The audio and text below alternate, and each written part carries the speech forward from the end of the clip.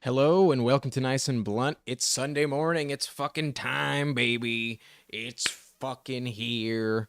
I mean, it's technically here on Thursday, but it's the real deal. It's the big show. Let's fucking go. We're live on YouTube and we're here to answer some of your questions. And while I wait for people to come in, how about I go and answer some of the questions on YouTube, some of the comments that I've not gotten to yet. And where am I? Gotta get myself situated. Boy, there's like so many different tabs I have open right now. It's like insane. But this is my lineup. This is my team in the subscriber league. By the way, if you haven't already, hit that subscribe button.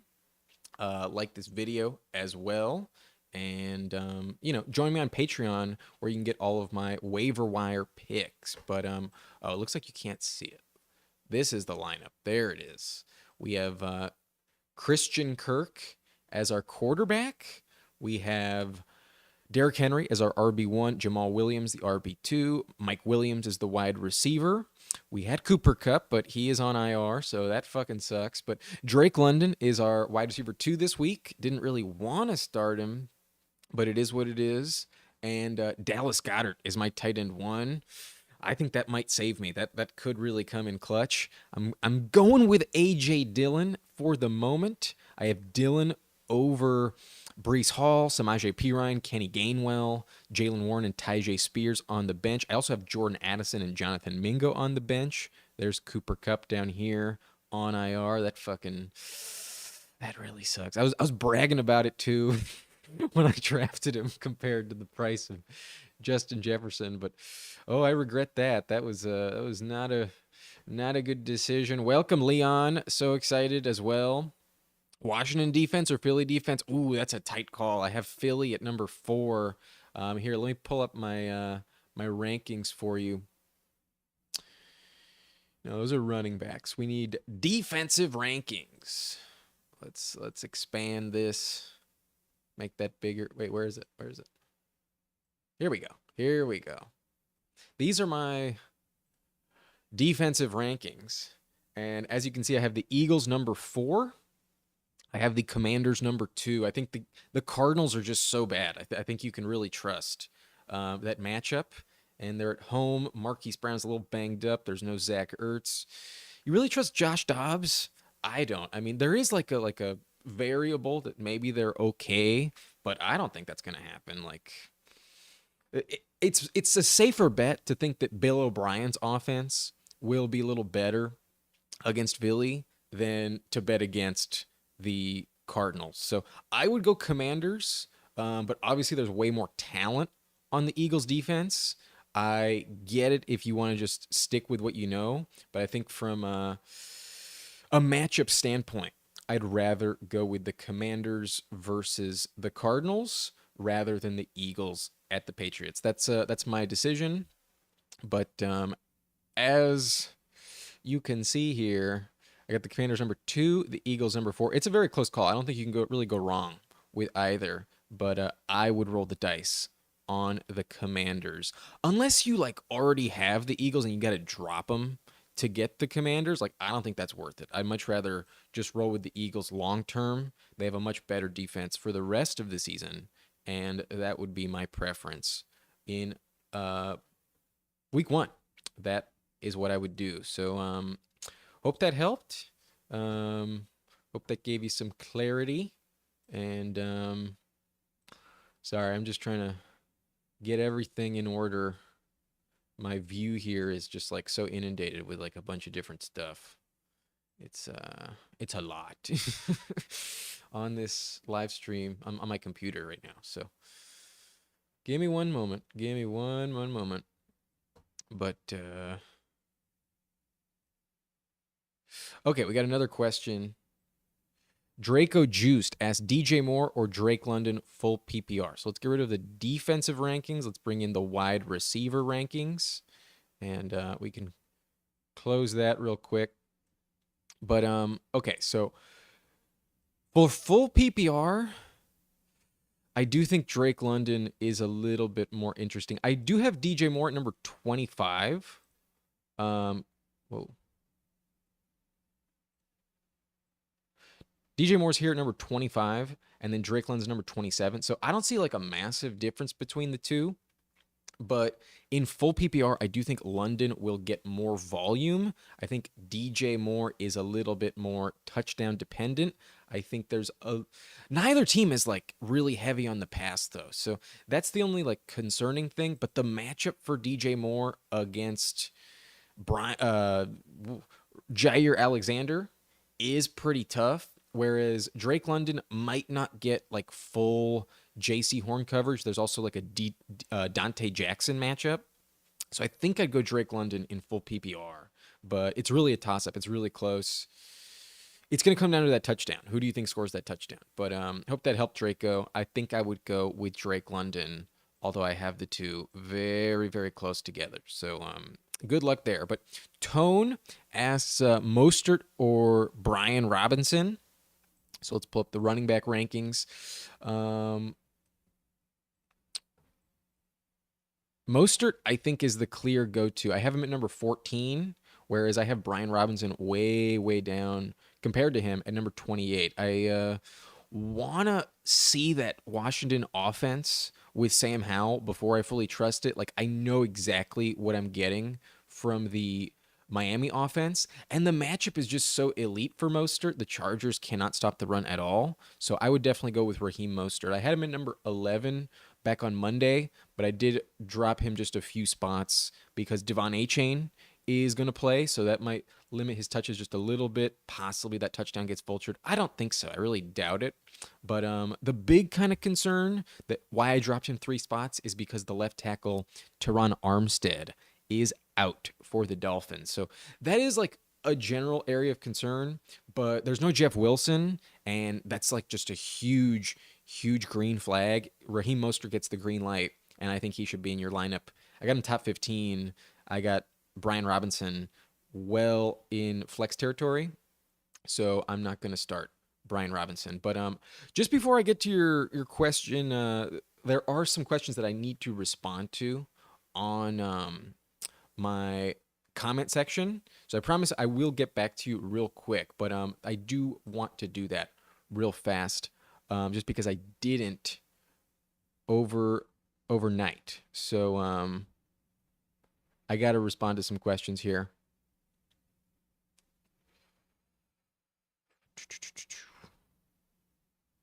Okay, we're starting with it's been a long time since I tight end one injured. I have Waller, so it looks good to start Kincaid if he's out. I would go Musgrave, but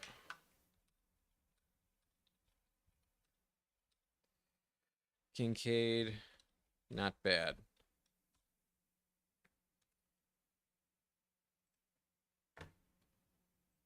Did I even do it the right way? Okay, I got to get rid of this. Sorry, this is the first Q&A. Whoa, not that one. Not that one. This is the first Q&A live stream I've done, so I'm a little bit hectic. I promise you I will get to your questions real soon. Just got to answer the questions in the comment section that I did not get to. Who you starting half PPR, London, Dotson, or Ayuk? I'm going Dotson for sure.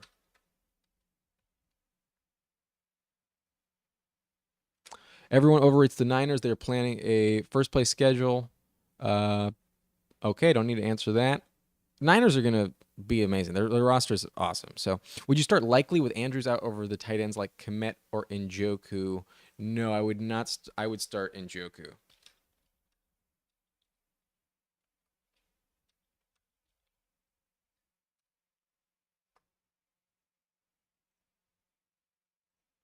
Nico Collins is a definite start for me. However, we can start 4 wide receivers, and he's my wide receiver 4. As a wide receiver 1 for the Texans Stroud is the real deal. Collins is in line for a lot of targets. Multiply that by losing to the Ravens. I disagree. I got Stroud ranked at 32. Good luck. I'd rather not do that. Nobody got faith in Ferguson. Did anyone have Schultz last year? Dallas likes using their tight ends. Def a sleeper. I just don't trust him. Like, I want to see it before I go with it. But knowing Cup could be potentially an injury risk, why would you not go heavy wide receiver in the draft? No way I'm taking Cup without taking another top wide receiver. It was an auction draft. Things happen that are unpredictable. Okay. We're almost there. We're almost going to get to your questions. I promise you. Really close. Hope you put up more content. Thanks, pal. Jamal. Yeah, that's who I picked. Likely Musgrave or Ingram. I will go Ingram. I have a question. I like to have your opinion. Jerry Jeudy, but he's a no-go trying to figure out the best replacement I have to Baltimore receivers. Which one would you start, Rashad Bateman or Zay Flowers? I would go Flowers. I would go Flowers for sure. Oh, another fellow Minnesotan from St. Paul. Dope. Okay, I think we're ready to go now. I am done with that. But thank you for your patience.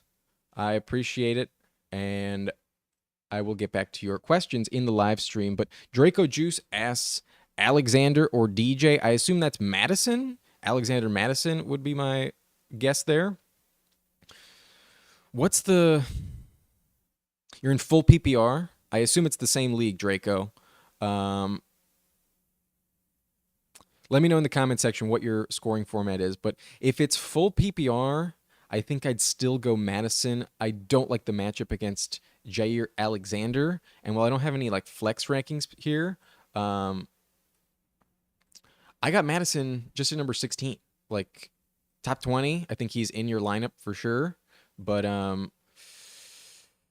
DJ Moore is tempting.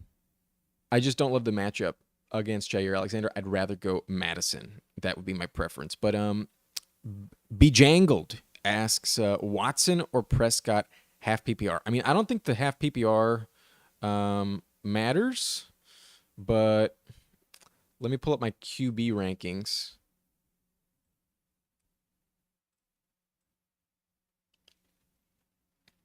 I do have Prescott at number 14, Watson at 15. So it's really tight here. It's between the two. It's a toss-up. I think go with your gut. I know that's not like the best answer. I do have Prescott ranked higher, so that's who I would go with. I think it's going to be more of a Nick Chubb game, but I do think the Browns win, whereas I don't think the Giants win. And now that I'm like on the spot here, I'm tempted to go with Watson, even though I have Prescott ranked just above him. So that's a real toss-up. I don't think it's really going to be that big of a difference, but I think I'd go Prescott just because we've seen it more in Dallas, and I do think that last year Watson wasn't that good. Watson like really struggled. So there's a little bit more question marks there, and just because it's a little bit more familiar, that's why I give the edge to Prescott. But it's really a toss-up. I really think you should go with your gut. Sorry, I don't have more of a definitive answer, but I think I would go with Prescott. Be very tempted to go with Watson, though. Give me Prescott. Let's just hammer that out. Give me Prescott. Where's Pirine on that list? Okay, let's go back to the running back rankings. Pirine, I have outside the top 30. I got him at number 33, along with Javonte Williams right above him. So very low flex plays. I'm very hesitant to totally trust this backfield, and that's where I have Pirine ranked number 33. But 3.4 asks, I have Rashad White, James Conner, Tyreek Hill, Garrett Wilson, Calvin Ridley. Just traded Javonte Williams and Njoku Olave for Kupp and Jonathan Taylor. Good deal. I mean, there's elite upside with Kupp and Jonathan Taylor, but I think giving up Olave may have been a little too risky. Boy, you're not getting any usage from them for 4 weeks. I think that may have been a bad call. You have Rashad, James Conner, Tyreek Hill, Garrett Williams. I think you mean Garrett Wilson, but Calvin Ridley. Damn, nah, man. I think I'd rather have the depth. There's just so many variables with Taylor. Like, I have no idea when he's coming back, bro. Like, it's a minimum of 4 weeks, and same for Kupp. He's on IR for a minimum of 4 weeks. So, good luck there. I mean, maybe it pays off. Maybe you can tread water, but damn. You do have Hill, Ridley, and Wilson. So, I get it there, but damn, bro. That's risky as fuck. Javonte long term, I think, is valuable. And then who's your tight end? Yeah, I think I would have stuck with your team already, but we got a donation. Thank you, Alpha Jerk BFH, for the $2. Drake London or Miles Sanders half PPR. I will go Miles Sanders. Um, I am gonna go with Miles Sanders. Just a heads up. I know I skipped some people in the chat. If you do donate, you kind of move to the top of the list. No offense. That's just kind of how it goes. So thank you for the donation there. But here are my running back rankings. I got Miles Sanders at number 15. I think the volume's just locked in. I don't hate the matchup against the Falcons, and I think with DJ Chark, Adam Thielen banged up, they're really going to lean on the run game. I would go Miles Sanders. I have Drake London at number 27. I got Drake London much more in the flex territory, whereas Sanders is like a clear RB2. I would start Miles Sanders in that spot. That would be what I would go with. Thank you for the donation yet again. But let's move back up. Eric Caps asks, Kincaid or Musgrave season long? Ooh, good question. At some point, Christian Watson's going to come back. So I'm going to stick with my rankings preseason. I did have Kincaid as a top 12 tight end. I think by the time we hit like week 4, I think he's going to get going. But if Christian Watson continues to miss time, I do think Musgrave is the better start right now. But I think long term, you want to have Kincaid on your roster more so than Musgrave. I got Luke Musgrave this week, just for week 1 at number 13, whereas I have Kincaid at number 12, and I think that is going to shift by the time we hit week 4. I have more confidence in Josh Allen long term, but this week, given the situation, I think Musgrave is the better start. I have him at number 13, Kincaid down at number 20. That is my preference, but where are we on the list? Juwan Johnson or Ingram? I will go Evan Ingram. I do think Evan Ingram is still top 10, whereas Juwan Johnson I have at number 11. Pretty solid spot there. But Juwan Johnson's just so touchdown dependent, whereas Evan Ingram I think it will see more volume. I would go with Evan Ingram.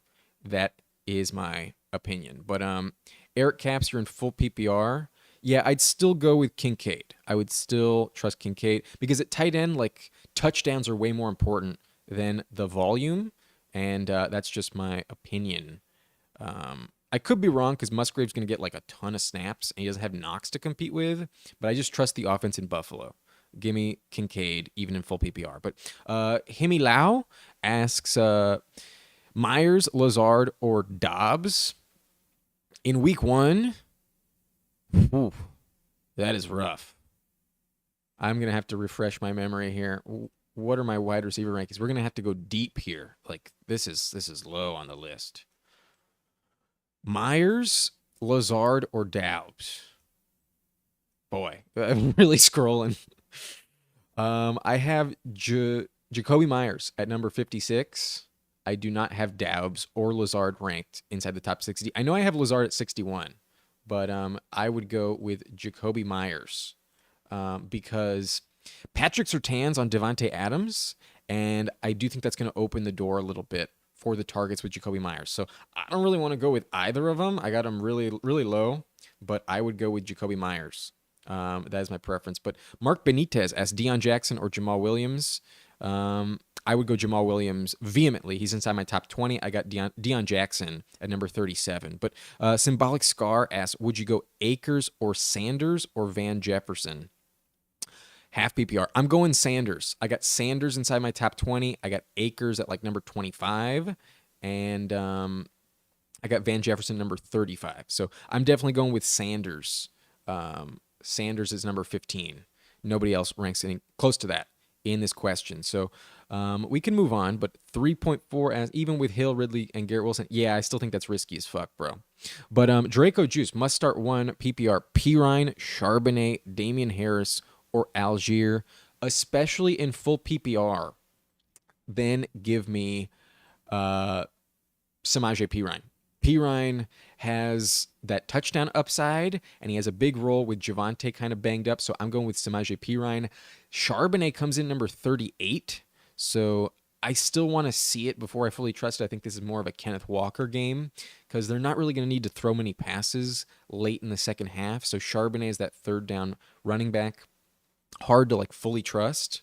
But Damian Harris, I have no confidence in. He had a terrible camp, and I think he needs a touchdown to pay off. I think Latavius Murray might get more work there on the goal line. And then Algier, maybe if Cordero Patterson sits, like maybe, but I don't fully trust it. I would rather pass on Algier if I can. But Be Jangled asks Hall or Deion Jackson, half PPR.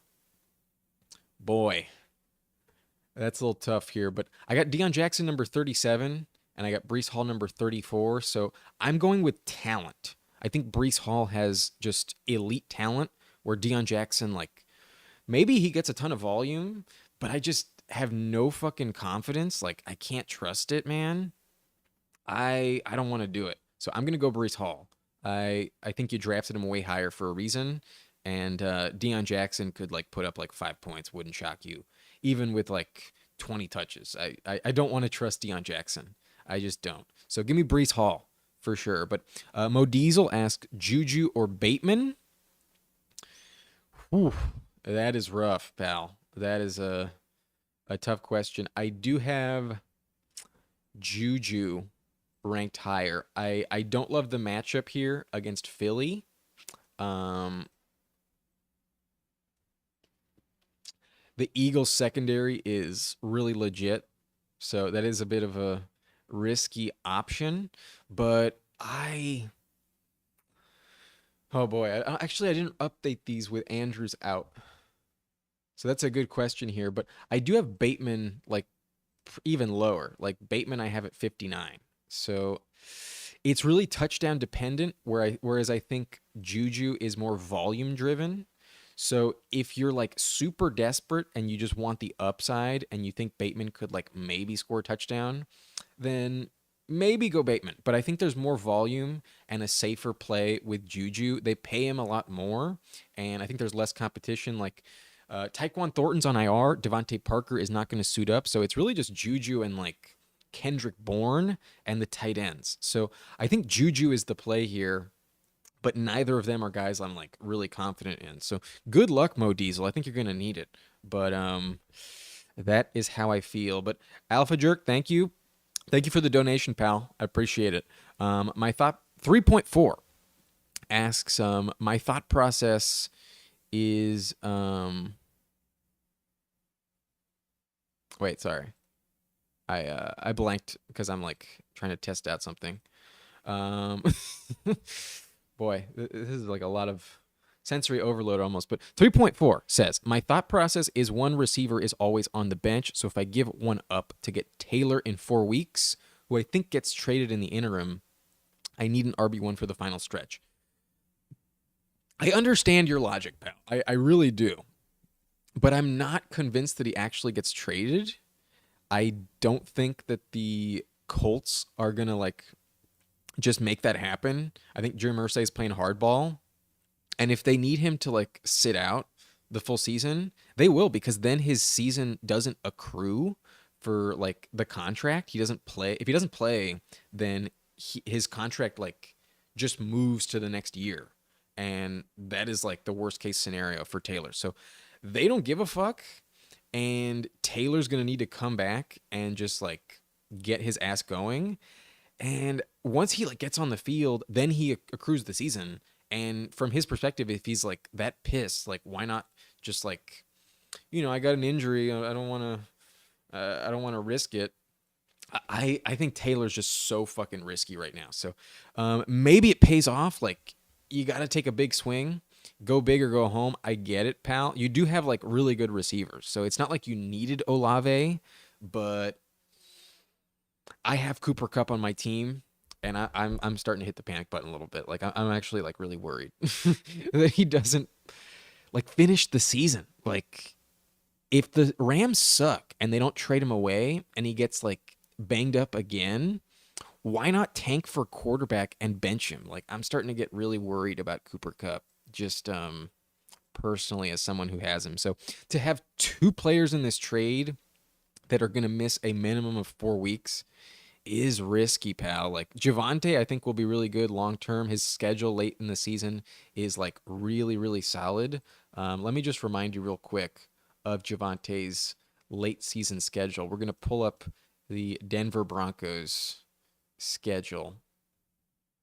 Okay, after the bye, they're at Buffalo, not the best matchup, but then versus Minnesota, versus Cleveland, and then here's where it gets like elite, elite.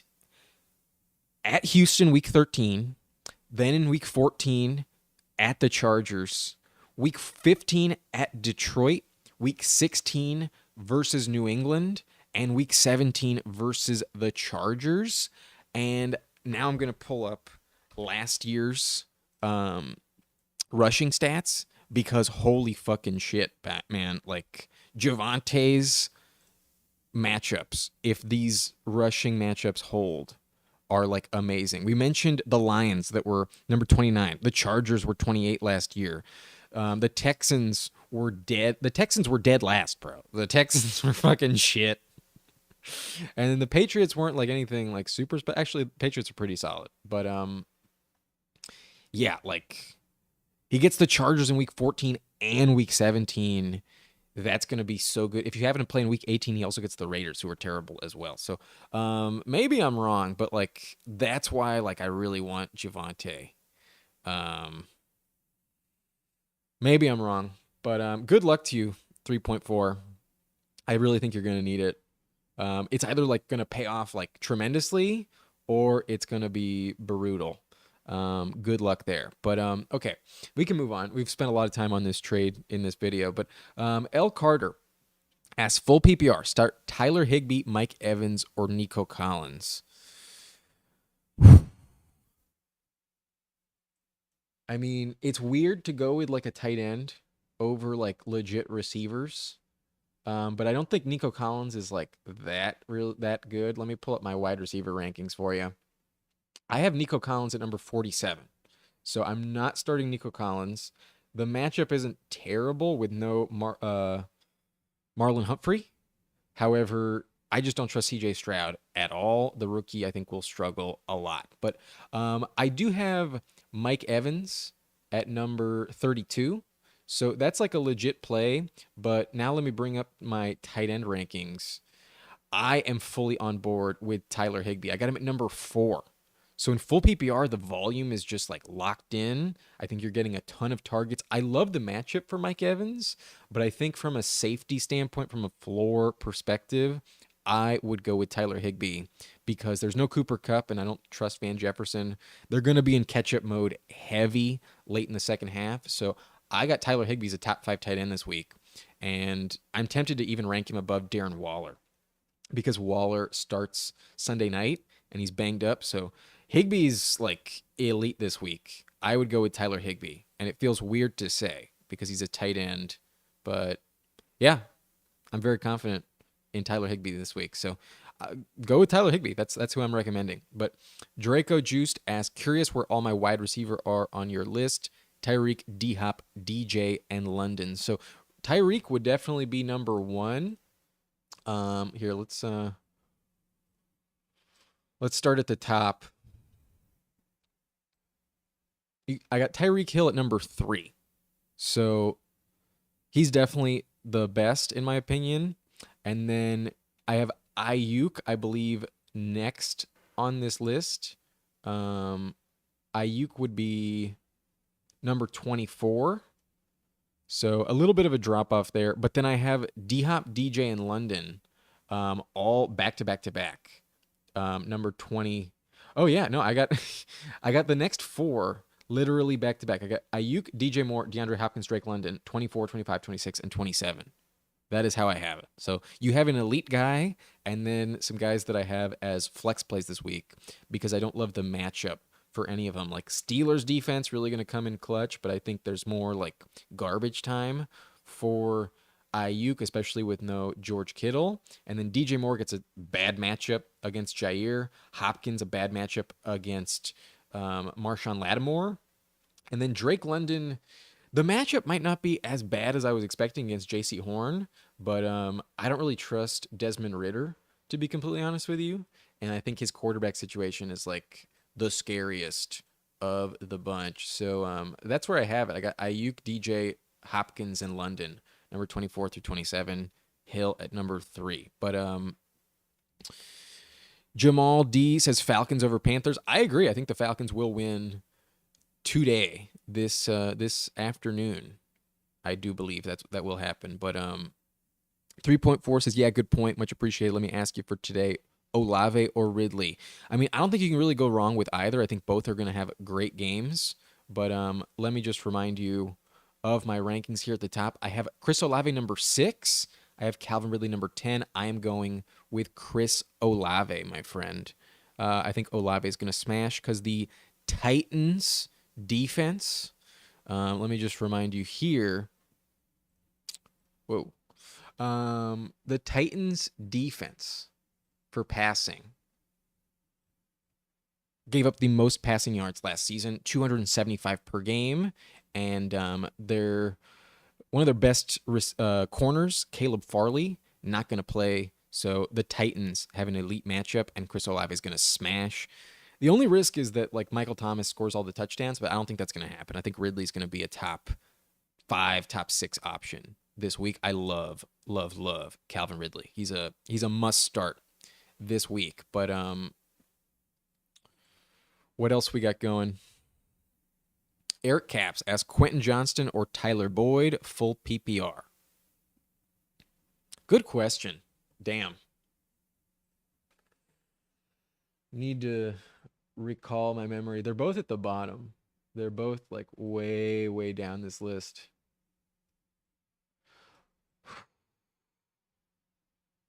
I don't have Boyd ranked here. So I would go Quentin Johnston. But it's really risky. I don't want to go with either of them, pal. Like, you don't have anyone else? Nobody? Damn. Yeah, I don't really trust the rookie just yet. Like, there's a lot of reports that Palmer might actually be above Quentin Johnston, but they're probably going to get him involved. He had a decent camp, but boy, that is risky. It's a toss-up. Like, I know I have Boyd, like, ranked within, like, 3 spots of Quentin Johnston. I got him at number 60, 63, so, like, yikes, pal. Not not excited. Give me Quentin Johnston. I'm a Chargers fan, so there's my bias, though. Good luck. Gonna need it. Kyle B, though, asks Everett or Musgrave. I am going with Luke Musgrave. Let me remind you of my tight end rankings. Here we have Luke Musgrave is number 13.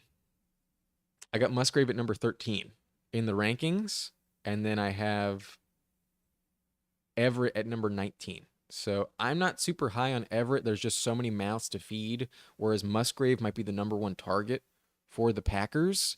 I will go with Musgrave. That is my gut. But it's not like we've seen it, so I get it if you're like, that's really risky. I don't know if I trust it. I think he's played well. In the preseason, he looked pretty good, and he plays like every fucking snap.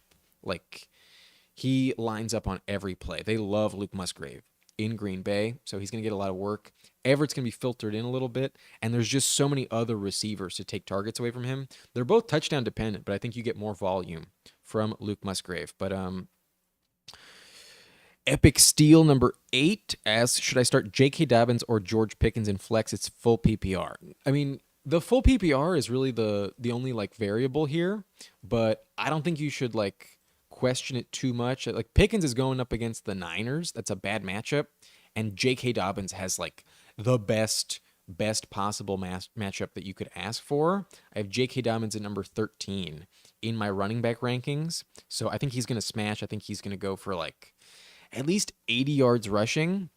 I also think he scores a touchdown. I think J.K. Dobbins will be very, very good this week, and Pickens needs that touchdown to pay off. I think he'll be okay, but I would rather go with J.K. Dobbins, even in full PPR. He does move down the list a little bit because these are half PPR rankings, but there's no Mark Andrews, so maybe they throw a target or two to J.K. Dobbins. But here's my logic: like Dobbins has missed a ton of time, and he also kind of wanted to hold out with his contract situation. So I think that they are going to really push it with him this week. It's an excellent matchup. See what they got in Dobbins, like if they can trust him with a big workload. And if he can't pay off this week, then they kind of have their answer. Then they know what they have. And they need to make this pick look good, get some real dividends from it. I think J.K. Dobbins is going to be really, really good this week. So um, that is my preference. I'm going to go with J.K. Dobbins. And just to remind you, like where I have the wide receivers, um, I have George Pickens at number 33. So that's the difference. I don't think he's like a volume monster. I still think Deontay gets more targets in that offense, but Pickens like is just much more touchdown dependent. Whereas I think Dobbins just has such a safe floor, even though it's not full PPR. I would go with Dobbins. That's my preference. But good luck to you. Like that's a tough question. The format makes it tough. But Brett McDonald asked, should I start Sutton or Pickens? And this is a good question. It depends on the format. I think if it's like standard, I would go Pickens. But in half PPR, full PPR, I'd go Cortland Sutton. I have him here at number 30. And I just mentioned George Pickens is there at number 33. So I think Sutton is more of a safer bet with Judy banged up. But it's very close. I get it if you just want to trust like who you drafted higher. If you have a gut call telling you Pickens, I wouldn't look at you weird at all. It's very close. So I'm gonna go with Sutton because I think the matchup is better.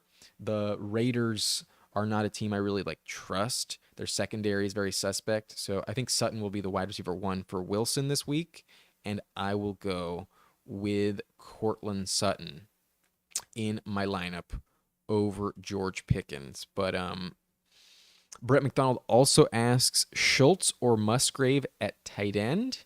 And as a reminder, I am very high on Musgrave. I have him at number 13, whereas Schultz I have at number 18. It's kind of like that Gerald Everett question. I'm trusting the volume, I'm trusting the snaps and the usage. Even though he's a rookie, I think kind of like Laporta, who I had at number 10, I think Musgraves can be pretty solid. And it's really just like, who do you think scores a touchdown? That's always the difference at tight end. But I think from a floor standpoint, Musgrave gets a lot of targets this week with no Christian Watson. So I'm going with Cortland Sutton over Pickens, and I'm going with Musgrave over Schultz. Hope that helps Brett McDonald. Smooth Swing TV asks Chig Okonkwo or Musgrave. Yeah, this is kind of the same thing over and over. I'm going with Musgrave. I think Musgrave is very, very safe with no Christian Watson. And I actually have Okonkwo outside the top 20. I have him number 22. So I'm not a believer in Okonkwo, to be honest with you. I would much, much rather go with Musgrave. I have him top 15, Okonkwo number 22. But Bob Dude asked DeAndre Swift or Deion Jackson PPR flex. That's actually a really good question. That is tough to say, but got to scroll down here. Where do I have DeAndre Swift? Okay, I have Swift at number 35. So I'm not super excited about it. I think it's like really up in the air which Philly running back you should trust this week. So that's why I have him so low. But they traded for him. I think they're going to see what they have. And then I have Deion Jackson number 37. He's my lowest ranked starting running back this week, and I just don't trust him.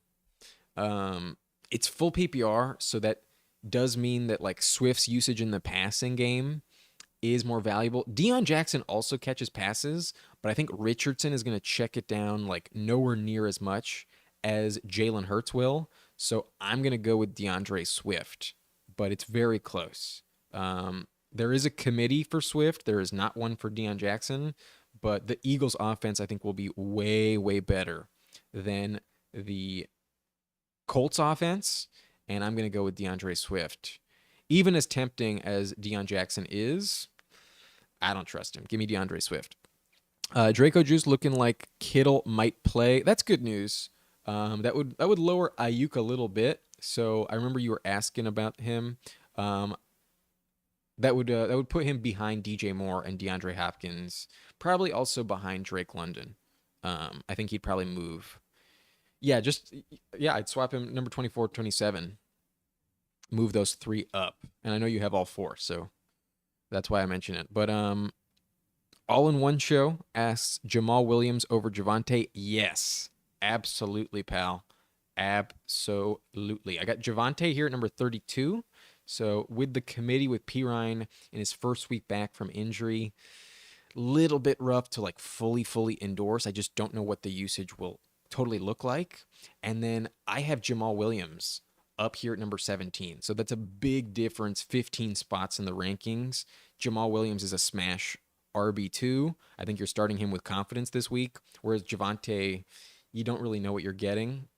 Even in like a decent matchup against the Raiders, I would much rather go with Jamal because there's no competition. Like P. Ryan could vulture a touchdown. The Broncos might not get in the end zone at all, and I think the Saints will win. So I'm going with Jamal Williams with no Kamara, no Kendry Miller. He will get 20 plus touches this week, and you just can't say that at all with confidence for Javonte Williams. So I'm going with Jamal Williams for sure. But Epic Steel says, thank you. You're welcome, pal. Thank you for watching. But 3.4 says subbed. You got a return viewer here. Thanks for the back and forth on the trade that you absolutely made me feel incredibly regretful about. Laugh my ass off. I'll shake your hand, pal. Yeah. Look, you got to make a big swing. And you do have like the justification of the receivers that were amazing in the first place. But I mean, now you're trading for like an elite receiver again. So then you're going to bench someone. Cooper Kupp, though, could be the wide receiver one. Like he was better than Justin Jefferson on a per game basis last season when healthy. So I get it. Like go big or go home. And if Jonathan Taylor does work out, then he's much better than Javonte. That is for sure. I'm just worried that they're not going to play until like week 6 at the earliest. It's like, that's the only bummer, pal. But thank you for subscribing. I appreciate it. I will see you in the next video. But keeping it basic, Ayuk over Zay Flowers in the flex. Sorry, just very emotive with the exclamation point and question marks. Flowers definitely gets more intriguing with no Mark Andrews. But as a reminder, I do have Ayuk top 25. If Kittle plays, I would only drop him to like number 27. I would still prefer Ayuk over Gabriel Davis. But I got Ayuk at 24. And then I have Zay Flowers down here at number 44. So give me Brandon Ayuk. I see you laughing in the chat. No, thanks for giving me the laugh. I appreciate it. It's fun. I gotta find some entertainment somehow. But yeah, give me Ayuk over Zay Flowers. It's really tempting, but we've just never seen Flowers on the field, so I want to wait and see with Flowers. But Isaiah Rodriguez looks like we finally caught up to the most recent question. I have to start one of them: DJ, Calvin, and Keenan. I assume you mean Calvin Ridley when you ask Calvin. I can't think of any other Calvin. So yeah, that's definitely Calvin Ridley. If you can only start one, give me Calvin Ridley. Let me remind you of my rankings here. We have DJ Moore ranked the lowest. I have DJ Moore at number 25. So he's a legit flex play, but I'm not as confident in DJ as I am in Keenan Allen. I have him at number 18. But even then, I am much more confident in Calvin Ridley at number 10. I think this is a breakout game, essentially. I mean, if you can call it that, because Ridley's been here before, but he hasn't been on the field in like two seasons. So I love Calvin Ridley with confidence. I will go with Ridley. I think he's going to be a top 10 wide receiver this week. I have Keenan at number 18 and DJ Moore at number 25. So that would be my order. Calvin over Keenan over DJ. But Big T Shot says Gerald Everett or Dawson Knox, 1.5 PPR. So I assume you might have that tight end bonus. Otherwise, that would be odd if like everyone got 1.5 for tight end. But I have Gerald Everett here at number 19, and I have Dawson Knox at number 12. I think Knox is going to be more valuable this week with the rookie Kincaid making his debut. And I do think there's more of a shot for a touchdown with Knox. So that's why I have him ranked higher. But I don't think either of them are going to catch more than like 4 catches, bro. Like, they're not going to see a ton of volume. So I think the touchdown is still the difference between these two tight ends. And I got Knox at 12, Everett at number 19. So I'm going to go with Dawson Knox. I'm going to stick with my rankings, and I'm going to trust Knox. But if I'm wrong about Kincaid, then I should probably like swap these two. Like, it's a very close call. Like, I get the question. Um, but I'm going to go with Knox. I think the touchdown is the difference, and I have more confidence that Knox finds the end zone as opposed to Everett. There's just more mouths to feed in LA. Like, there's Mike Williams fully healthy. There's Keenan fully healthy. There's Quentin Johnston making his debut. I think even Josh Palmer is legit. And then there's also Austin Eckler above Gerald Everett. Like, maybe Everett's above one of those receivers like Palmer or QJ. But Knox is like the number 3. Like, there's only Diggs, and then there's Gabriel Davis, and then I think it's Dawson Knox, and then I think it's Kincaid. That's my opinion week 1. I could absolutely be wrong. Like, it's week 1. We haven't seen it. So I'm going on hunches here. But I will go with Dawson Knox because I think he scores a touchdown more likely than Everett. But that's going to be the difference. Neither is going to catch more than 3 or 4 passes for like 30, 40 yards. That is what I think will happen. But All in One Show asks, is Jaguars defense a good streaming option? I do think they are, pal. I have them top 10.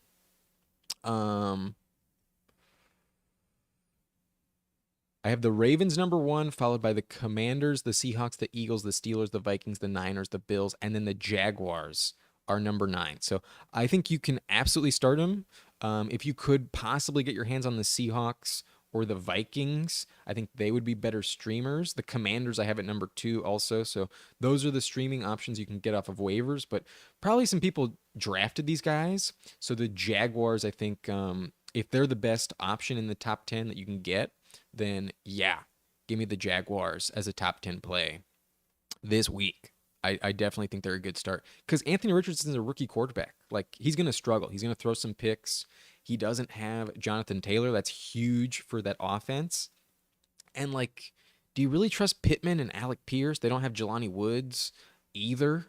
So, like, it's going to be rough. I don't think the Colts are going to put up many points. I think the Jags will be very good, and their defense should probably hold them to under 20 points. So they'll get you some points there, also some turnovers, probably some sacks, and I think the Jaguars defense is a good start this week as a streamer. But Jaeger Stramer, I believe that's how you pronounce it. Maybe Jaeger Stramer. Maybe the J is silent. Mostert over Dillon. Yes, give me Mostert with confidence over A.J. Dillon.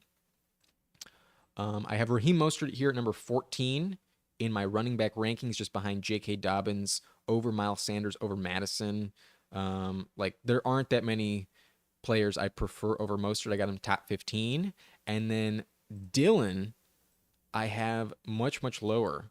I have A.J. Dillon at number 29. So much more of a low-end flex play at best. He's very touchdown dependent. With no Christian Watson, he's probably going to get some more usage. I am actually starting A.J. Dillon in one of my leagues, but the only reason he's in my lineup is because I have to flex someone with Cooper Kupp on IR. So he wouldn't have been in my lineup otherwise if not for the injury to Cooper Kupp. But Dillon, very touchdown dependent.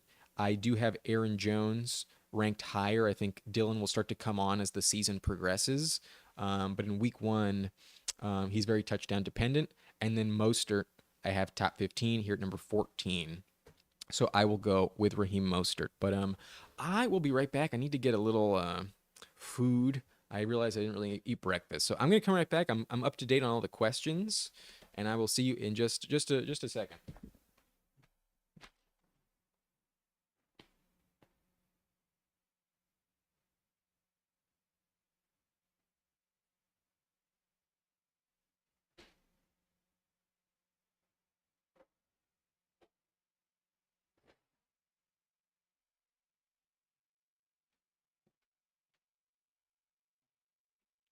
Got myself a peach. This peach is ripe as fuck. Hell yes. Oh boy.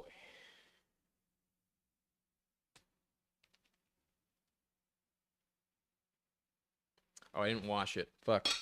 I gotta wash it. Damn it.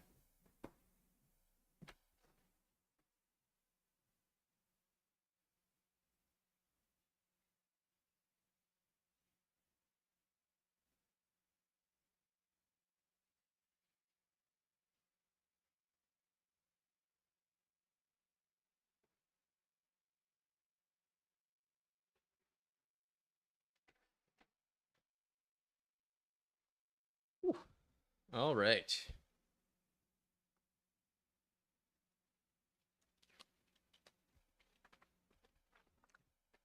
Oh yeah. Needed that. Really needed it. Okay, since we're up to date on the questions, I gotta check my lineups because it's almost 10:30 and actives are about to be announced, and I just want to make sure my lineups are set because that's very, very important. Okay, so here's my team in the subscriber league. I got Kirk Cousins at quarterback, Derrick Henry, Jamal Williams. Those three are locked in. I don't even have a backup quarterback, so don't have an option at QB. But at receiver, I'm absolutely rolling with Mike Williams. I think he's gonna smash this week. Fuck yeah. And then I will be going with Drake London. Um, I almost benched him for Josh Reynolds. Well, I would have technically benched him. Like he would have been my flex, but the 10 points from Josh Reynolds wouldn't have been bad. That was actually a pretty solid call. But I got Dallas Goedert at tight end. I'm feeling really good about that. I think he's gonna have an excellent week with AJ Brown double teamed.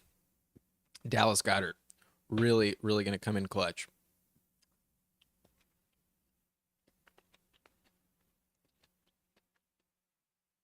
But then at flex, I can go with AJ Dillon. I could go with Samaje Perine, but I just don't want to. I'd rather go with Dillon. I think there's more touchdown upside with Dillon. And Samaje's in also a committee, but Judy's back, so a little bit less receiving work maybe for Perine. I'm very tempted to go with Breece Hall because the talent is just so elite. But I'm in a jam. I have Jordan Addison and Jonathan Mingo, who I picked up off of waivers, and Cooper Kupp on IR. I mentioned this to you already. Like, this sucks. I'm very upset that I took Cooper Kupp. I didn't have to, and I even bragged about it. It was an auction draft, and I got excited. It was early on. But Steelers defense against San Francisco and Jake Elliott at kicker. But I'm going to hold strong with that. I see some comments coming in. I'll get to them in just a second. I promise you. Just checking my lineup real quick. So that's the subscriber league team in the Nice and Blunt subscriber league. My team name is 4th and 20, and we got a picture of Ricky Williams here smoking a J. I was very happy to get that thumbnail as the logo. But my second team, I only have 2 redraft teams this year. Needed to keep it kind of lower. Last year I was just too inundated with so much fucking shit to do. I kind of dropped the ball on some of my teams. But Grey Poupon Bijan is this team. This is a 10-team league. The other one was a 12-teamer. And this is also a full PPR format. Both drafts were auction leagues, and I fucking smashed this team. I love this team. I got Herbert at quarterback. I don't need a backup right now, but I got Bijan as the RB1, hence the name Grey Poupon Bijan. Travis Etienne is my RB2, and then I have Amon-Ra St. Brown, Calvin Ridley, Devontae Smith, Mike Williams at receiver. Fuck yeah, baby. Freiermuth is my tight end, and the Eagles defense and Graham Gano are my kicker and defense. But on the bench, I got Marquise Brown, Brian Robinson, Jerick McKinnon, who did shit. I'm probably going to drop him. We'll see what Juju can do, but I think that might pay some dividends in full PPR. And then I got Raheem Mostert on the bench, who I'm tempted to start over Mike Williams, but I just favor the receiver in full PPR, and there's my logic there. But I don't think I'm going to swap anything. Let me know in the comment section if you think I should go Mostert over Mike Williams. I'm going to see what the score is when that game kicks off, and I might pivot to Mostert if I'm feeling dicey. But those are my two teams, and I love this one.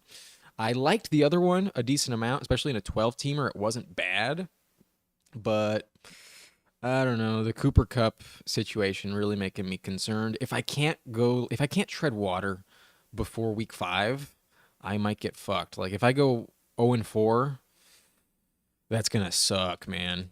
That's really going to suck. So let's hope not, but we'll see. Okay, let's get back to the questions, because this is a Q&A. Let's pull those up. But Logan asked, Flex 1, McLaurin, Pittman, or Sutton? McLaurin, Pittman, or Sutton? I'm going with Courtland Sutton. I have Courtland Sutton as my wide receiver 30.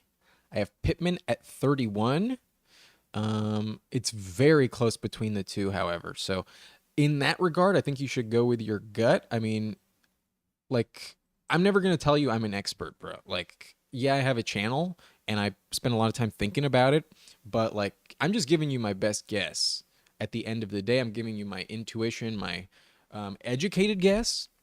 But when it's this close, it's back to back. Like, trust your gut. I do have Sutton over Pittman, though. I do think Sutton will be the number 1.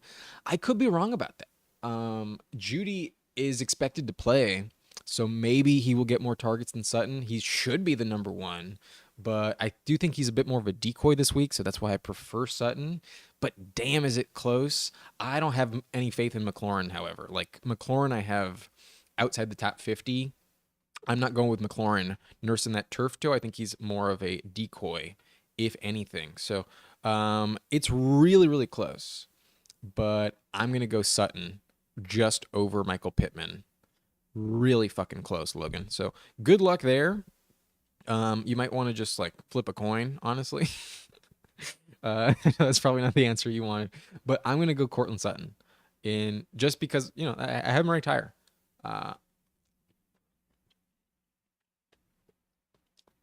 If it was full PPR, though, these are half PPR rankings, I would flip the two. I'd go Pittman over Sutton. B. Jangled asks, worried about Hall questionable status. I mean, if you drafted Breece Hall, you need to have some intestinal fortitude to keep him on the bench for maybe the first 6 weeks. Like after their bye, I think Breece Hall is going to be elite. Let me pull up his schedule real quick because holy shit, Breece Hall and Dalvin Cook, I guess, have an elite schedule post-bye. They have, starting in week 8, they get the Giants, the Chargers, the Raiders, the Bills, the Dolphins, the Falcons, the Texans, the Dolphins again, the Commanders, and the Browns.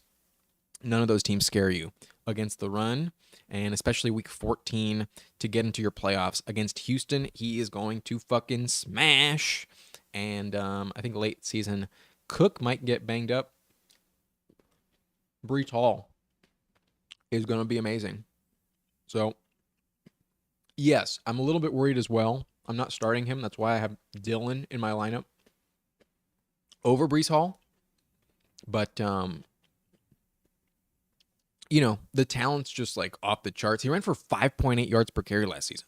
Brees Hall is the man, and at some point he will hit. Wouldn't be shocked if he had a good game this week, to be honest with you. Like, he's going to be really good sooner rather than later. But King Va, maybe King Vay, not sure how you pronounce it, but King Va, I'm going with that, asked Cam Akers or James Cook. That's a good question. I feel like I have them back to back. I have Cam Akers at number 24, and I have James Cook at number 26. So very, very close. But I think Akers will get a little bit more work, and the Seahawks rushing defense is really bad. Last year they were bottom 3 in the league, so that's a good matchup for Akers. And I think, it's kind of going to be like the end of last season when they didn't have Cooper Kupp either. Like, they started to feed the rock to Akers like crazy. And hopefully he pays off. But even if they're in like garbage time, I see him getting a lot of touches. Whereas James Cook gets a tough matchup against the Jets. Like, the Jets defense is legit. And as much as like it sounded like he was going to be the RB1, I worry about his role on the goal line. I worry about Latavius Murray being like 6'2", and Damian Harris is also there. A little more of a committee in Buffalo. Josh Allen can always get in himself, so I think it's a tougher matchup for James Cook. Slightly more of a committee, and while there might be a little bit more receiving work for James Cook, I think Akers has a better shot to find the end zone. And that would be my decision right there. So, King Va, give me Cam Akers over James Cook. But ghosts, ooh, spooky. What's up, bro? PPR flex. Do I go Javonte Williams, Marquise Brown, or Romeo Doubs? Good question. What time is the Cardinals game? Okay, the Cardinals play in the early time slot, so that is definitely ideal, especially in full PPR. I am going with Marquise Brown. I have Javonte as my running back 32, and then I have Marquise Brown as my wide receiver 23. So especially in full PPR, that is the advantage there. The wide receiver position definitely gets a boost, and I think you can trust him more. Javonte does catch passes, so it's not like crazy to go with him, but he's in more of a committee, and Marquise Brown should probably play. He's expected to suit up, so he's going to be the clear number 1 target for Josh Dobbs, and there's going to be a ton of garbage time. Even if he does shit in like the first half, just wait till the fourth quarter, bro. Marquise Brown's going to get like 5 straight targets on the final drive and probably put up like 60 yards just in the fourth quarter alone. So I'll take Marquise Brown. I don't trust Romeo Doubs. He's questionable with a, I want to say hamstring injury. Dobbs has, a hamstring injury. He didn't practice Wednesday and was limited Thursday, Friday. So Dobbs is a little bit hard to trust. I think they're going to lean on Jaden Reed and Luke Musgrave a little bit more. I don't even have Dobbs like in my top 20, like top 50. Yeah, I have Jaden Reed at number 49, and Dobbs isn't even in my top 60. I'm not trusting Dobbs this week at all. Give me Marquise Brown. For sure, I got him top 25. I think he's in your lineup. That's what I would do, especially in full PPR. But Jacob01. Pretty sure it's Jacob01. Justin Fields or Justin Herbert.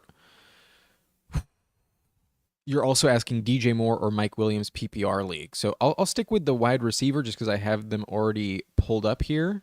But I think I can get both of them in the same. Yeah, I can. Okay, I got DJ Moore number 25. And I don't like the matchup against Jair Alexander.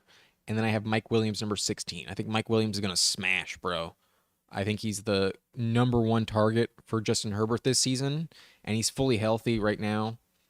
I don't think you can worry about it too much. I'm going with Mike Williams. 100%. I am a Chargers fan.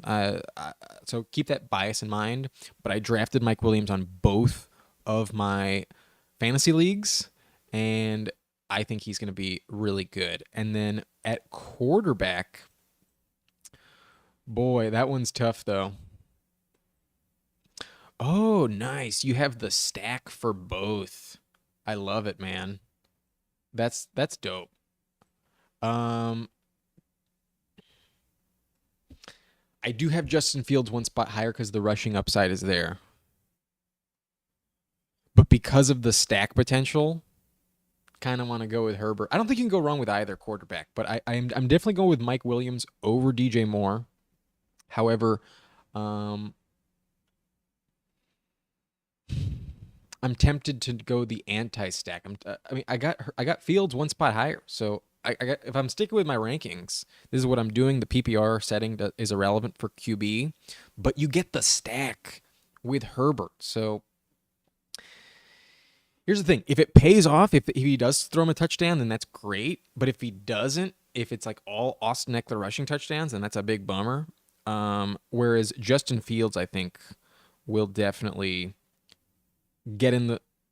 score a touchdown with his legs. Oh, it's an 8-man league.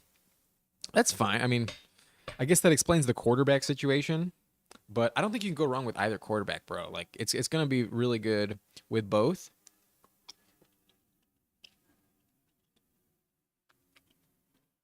I'll go Justin Fields, Mike Williams. I'm not taking the stack. I'm going to spread it around a little bit. It's really tempting, but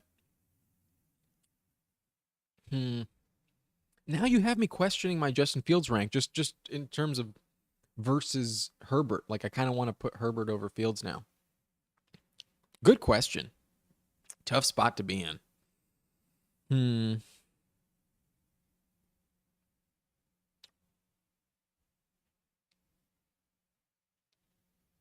Look, I'm biased here because I really want to root for my Chargers. I think I would go with the Herbert Mike Williams stack. I think I would.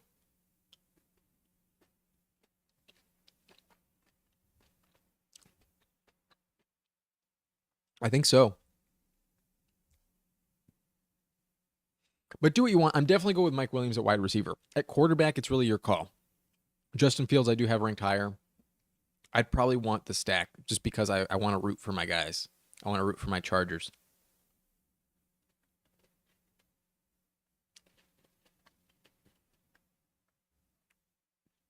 Okay.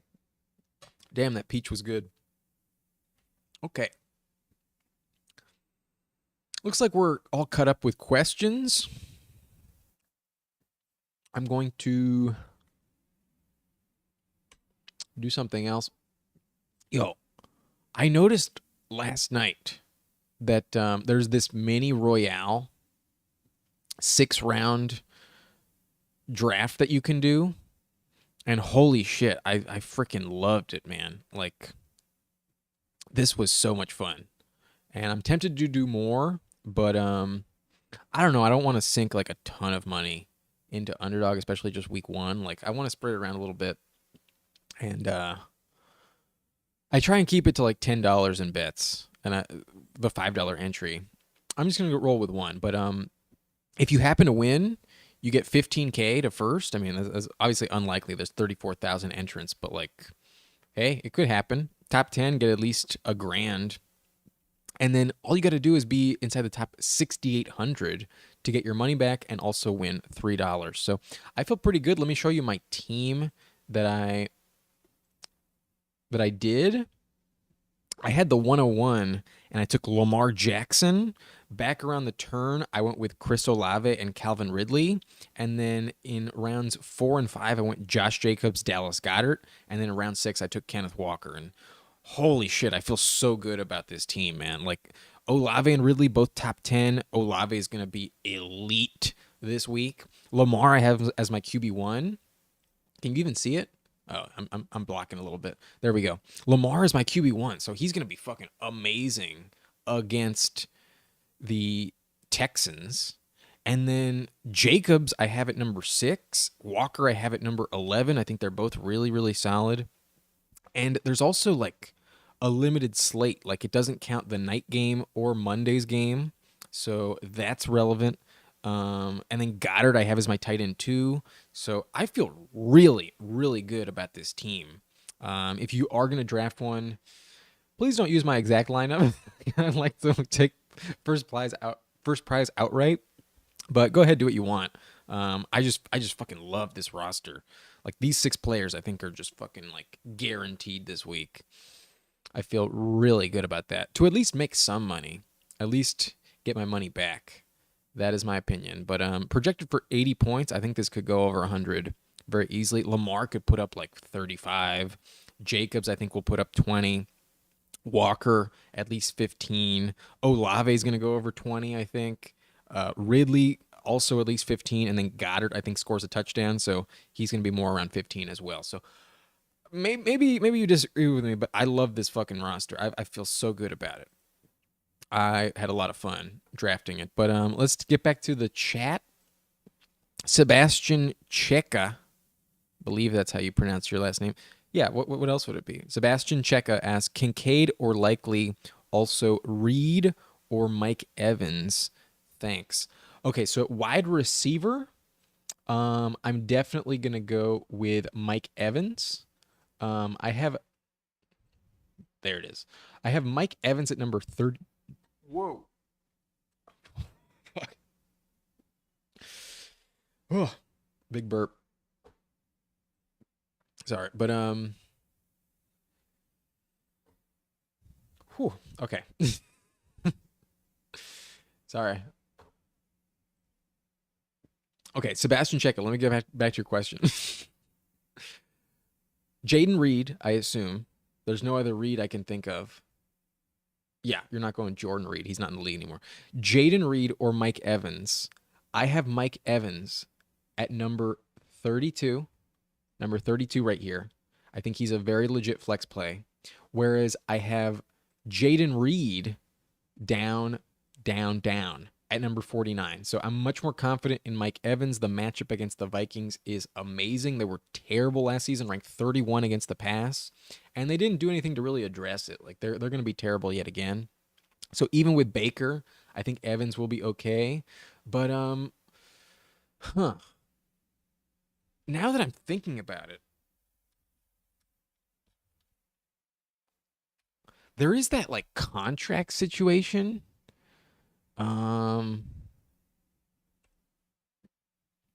The Buccaneers are not offering 4-time Pro Bowler wide receiver a new deal, plan to keep him for 2023. I can't imagine he's going to hold out and not play, but you're going to know for sure like before the game kicks off. So yeah, give me Mike Evans with confidence. I just don't trust Jordan Reed. I also don't want to trust like a rookie wide receiver with confidence either too much. And I got a difference of like 17 spots here. So give me Mike Evans with confidence.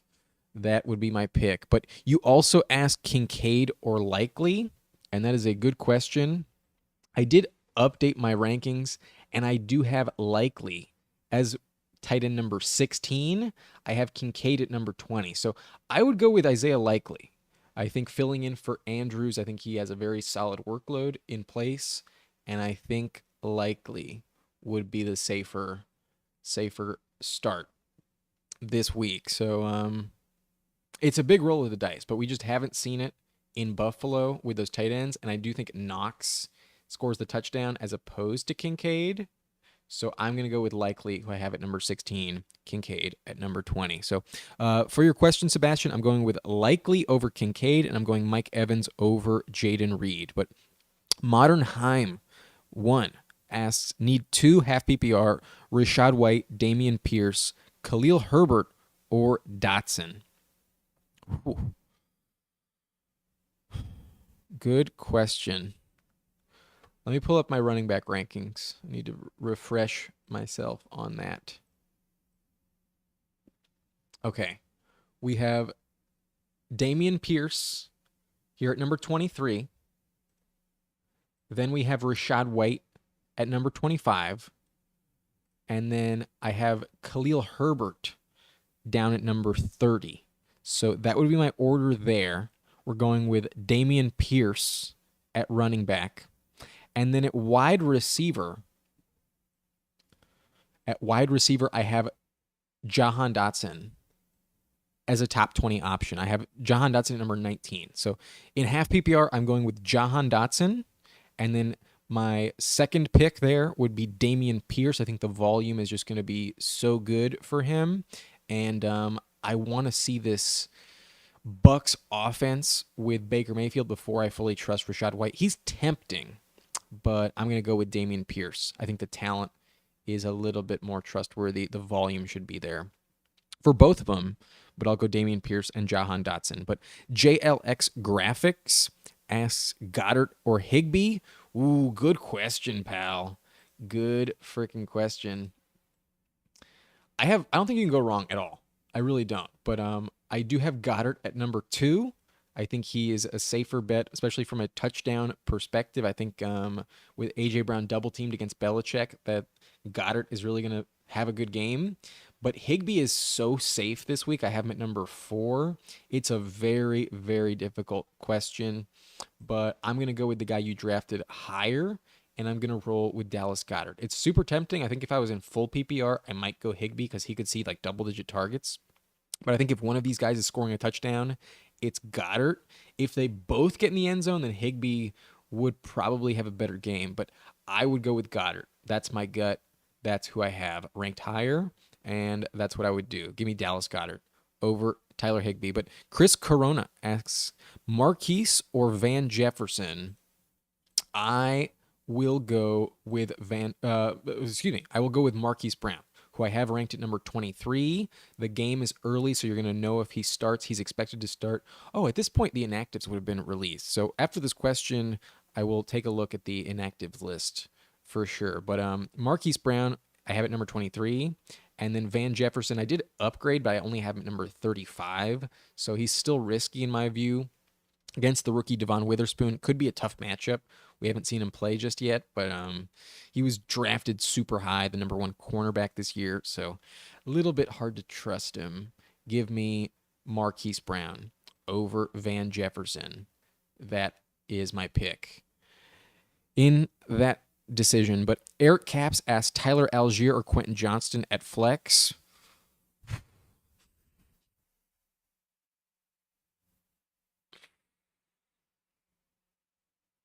Give me Tyler Algier. Yeah, I'll go Tyler Algier. I just don't know what to expect from Quentin Johnston. And Patterson is a little bit banged up. Give me Tyler Algier. But boy, I don't like it. You're in a deep ass league, aren't you? Holy shit. That's rough, bro. Good luck. Oh, I got to change the camera's battery.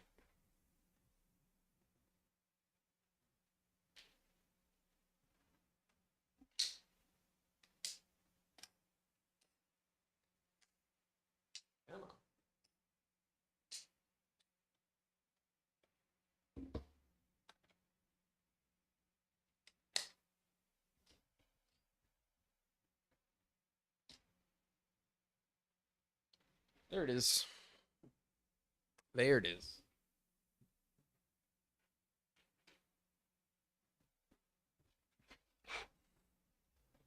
Yeah, give me Marquise Brown over Van Jefferson and give me Tyler Algier over Quentin Johnston. But JLX Graphics also asks Allen or Geno.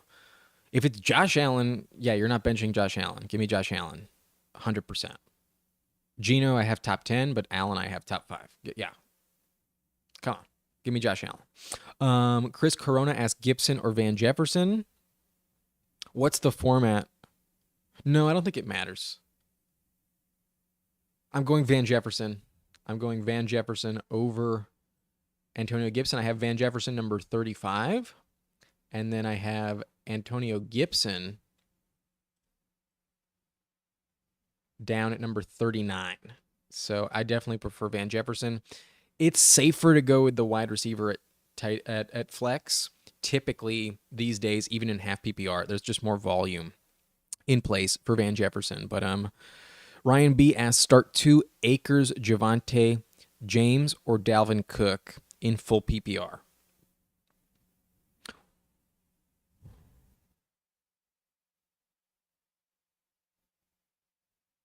I'm tempted to go with Javonte or Dalvin, but that's not how my rankings have it. I have Javonte 32, Dalvin 31, and then I have James Cook number 26, Cam Akers number 24. So I'm going with Akers and James Cook, my friend, even in full PPR. I don't think it moves the needle enough for Javonte or Cook. They're in committees that we can't fully predict yet, and James Cook and Cam Akers have a better role, fully more secured. But I will get to more questions in just a bit. But I did mention this a few minutes ago, and I didn't do it. I need to see the inactives list. That's just what I need to do.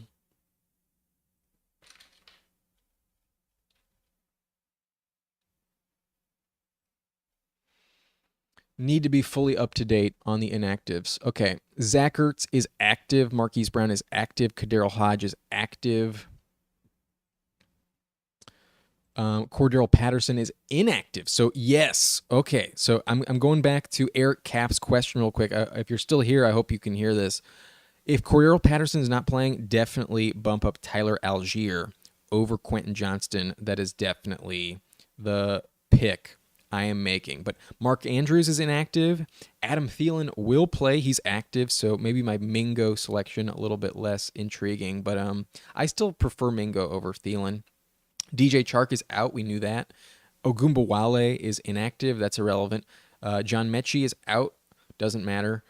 Zach Moss inactive. Jonathan Taylor out. Kendry Miller inactive. So, yes, that's good for Jamal Williams. That's what we expected. But Traquan Smith is out on IR, and George Kittle is active. So that helps, but don't think he's going to be, like, amazing with that groin injury. So those are the inactives. Kittle's active. Thielen is active. Patterson is not. Marquise and Zach Ertz are active. So very, very good news. Very positive. Now that I am up to speed, I will get back to the questions. But Guadalupe Luna asks, full PPR. Pick one. Alexander Madison versus TBJ. Who's TBJ? I feel like I should know who this is, but who the fuck is TBJ? TBJ? What? TBJ. Oh, okay. It's just versus Tampa Bay. Okay. Got it. Alexander Madison versus Tampa Bay, or Connor at Washington. Okay, I get it. Thank you. Okay, Madison or Connor. I'm going with Madison. Yeah, I'm trusting the. Okay, I have Connor at number 27 here, and then I have Madison at number 16. So I'm just trusting the Vikings offense more than I am the Cardinals offense.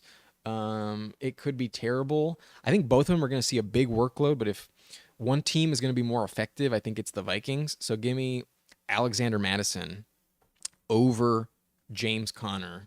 I have a disparity of like 11 spots in the rankings between them. But then you're also asking Evans versus Minnesota. Oh, okay. That's part of the full PPR question. Got it. I'm still going Madison. I have Evans at number 32. And while I normally prefer the receiver, I just don't trust Baker Mayfield yet. Not completely. So kind of similar to the logic with James Conner. I want to see those offenses before I fully go with it. Give me Alexander Madison over both James Conner and Mike Evans, who I also see the Jackalope is asking the same question. Mike Evans or Alexander Madison, full PPR. Give me Alexander Madison, the Jackalope. That is who I would take. Madison over Mike Evans. But Guadalupe Luna is also asking pick one, Deshaun Watson versus Cincinnati. or Geno Smith versus the Rams. No offense, but like you really need to put some spaces in here. That's what has made this so confusing. It's okay. Okay. You need Deshaun Watson or Geno Smith. Let me give you my quarterback rankings. At QB, I have Geno Smith number 10, and I have Deshaun Watson number 15. So give me Geno Smith with confidence. The Rams defense is absolutely terrible, and even though I think Watson will win that game, I think it'll be on the back of Nick Chubb. So give me Geno Smith for sure. He has more weapons to throw to, also has some rushing upside. So Geno Smith over Deshaun Watson, and then Alexander Mattison over James Conner and Mike Evans. But Chris Corona asks Jags or Seahawks. I'm definitely going Seahawks, pal.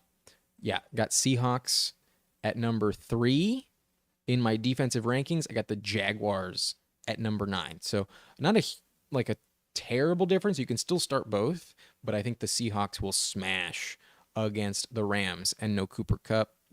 Gave him a big upgrade yesterday. But Eric Cap says, thanks for the update. Been following you for a couple years and I'm really enjoying some of these new segments. Appreciate it, bro. Thank you for being a long-term viewer and subscriber. I really appreciate it. And yeah, good luck with Tyler Algier.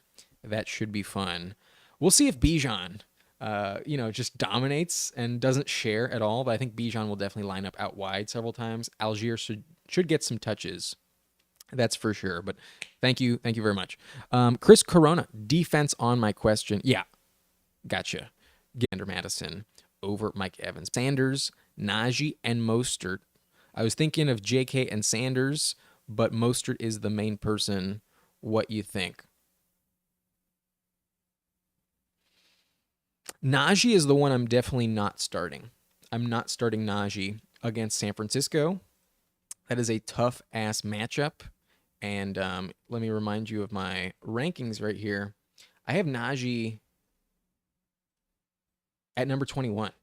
So he's very much in the flex conversation, whereas I have the other 3 literally back-to-back. I have J.K. Dobbins, followed by Raheem Mostert, and Miles Sanders. The matchup for Dobbins is elite. The Texans are atrocious against the run, so I'm absolutely starting J.K. Dobbins.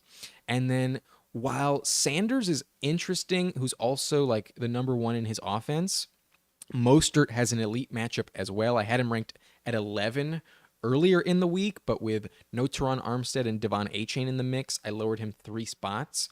Give me J.K. Dobbins and Raheem Mostert as those starting 2 options. You could put Sanders in if you like really, really disagreed with me, but it looks like you do think Mostert is legit. I would go JK and Mostert, but I have him right back to back with Sanders. So like, trust your gut, pal. Like, do what you really want to do. It's your team at the end of the day. But if it was me, I would be starting J.K. Dobbins and Raheem Mostert because of the matchups. But M. Honcho, I'm gonna MHX intro. We got a similar last name, not too crazy. My last name is Riancho, so M Honcho. I'm gonna pretend that X is an A. Start Brandon Cooks or Dalvin Cook half PPR. Damn, that's a good question.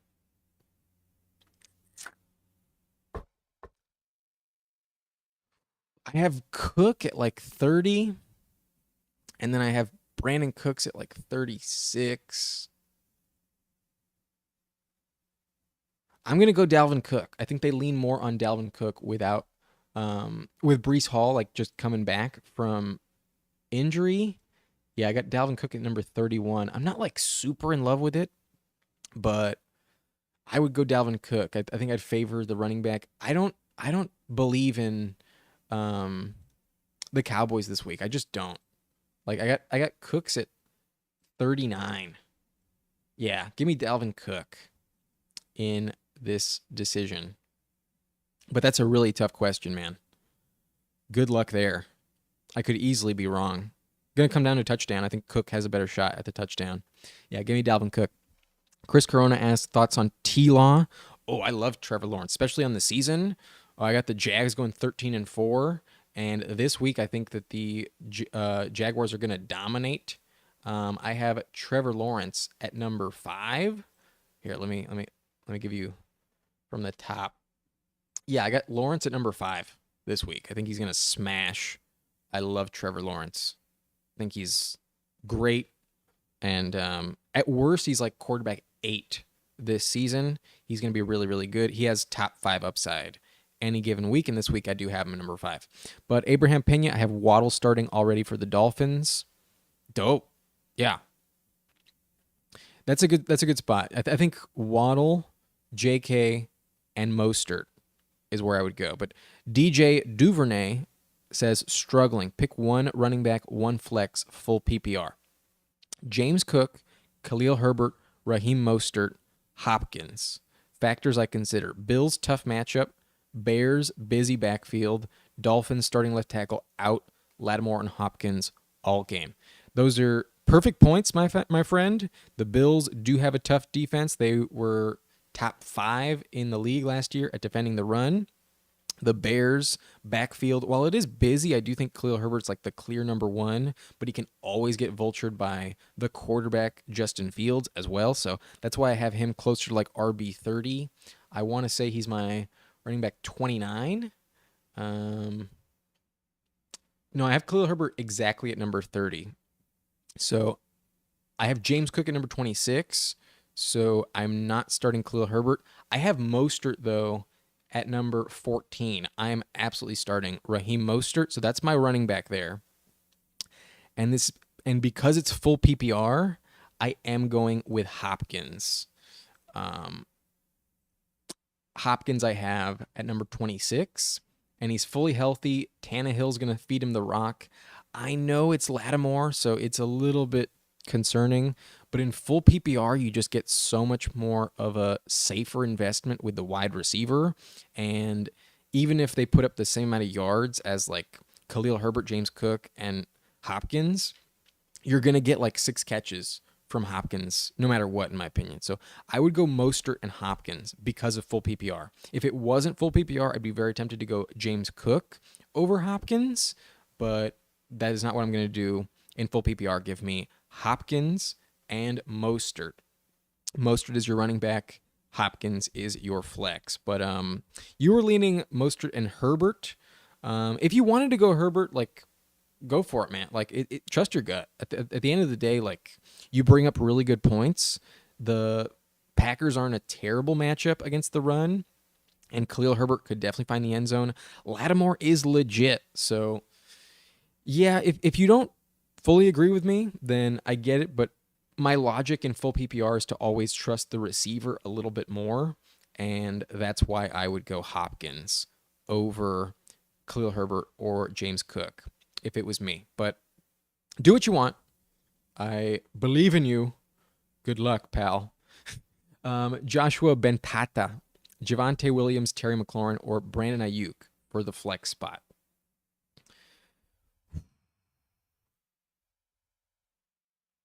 I don't trust Terry coming off of turf toe. Not at all. And as much as I would like to take a shot on Javonte, I don't trust him either. I think P. Ryan could really vulture some work for him.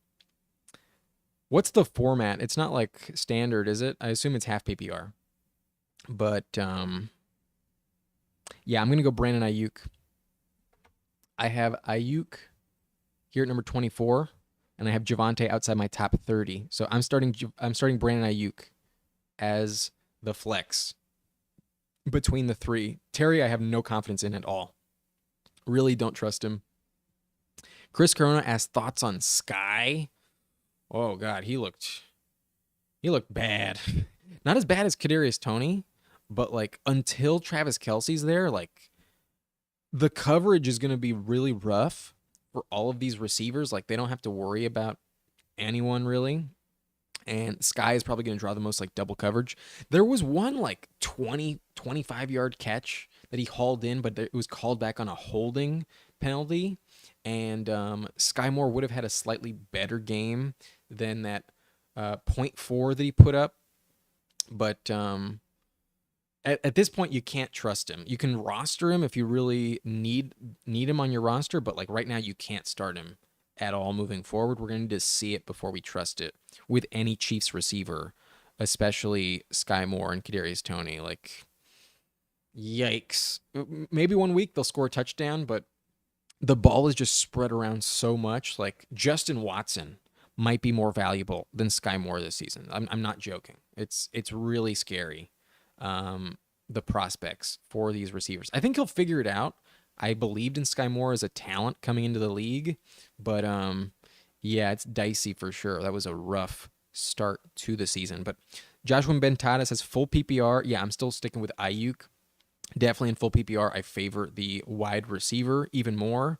Give me Brandon Ayuk over Javonte Williams. I am not starting Terry McLaurin this week. But you also asked, and pick two for running back two and flex spot, Brees Hall, DeAndre Swift, and Drake London. I'm going Drake London at the flex for sure, especially in full PPR. That's definitely a safer bet. And then damn, it's tough between Hall and DeAndre Swift. Like, that is a really tough bet there. Damn. I need to check my rankings again. I'm pretty sure I have Brees Hall over Swift.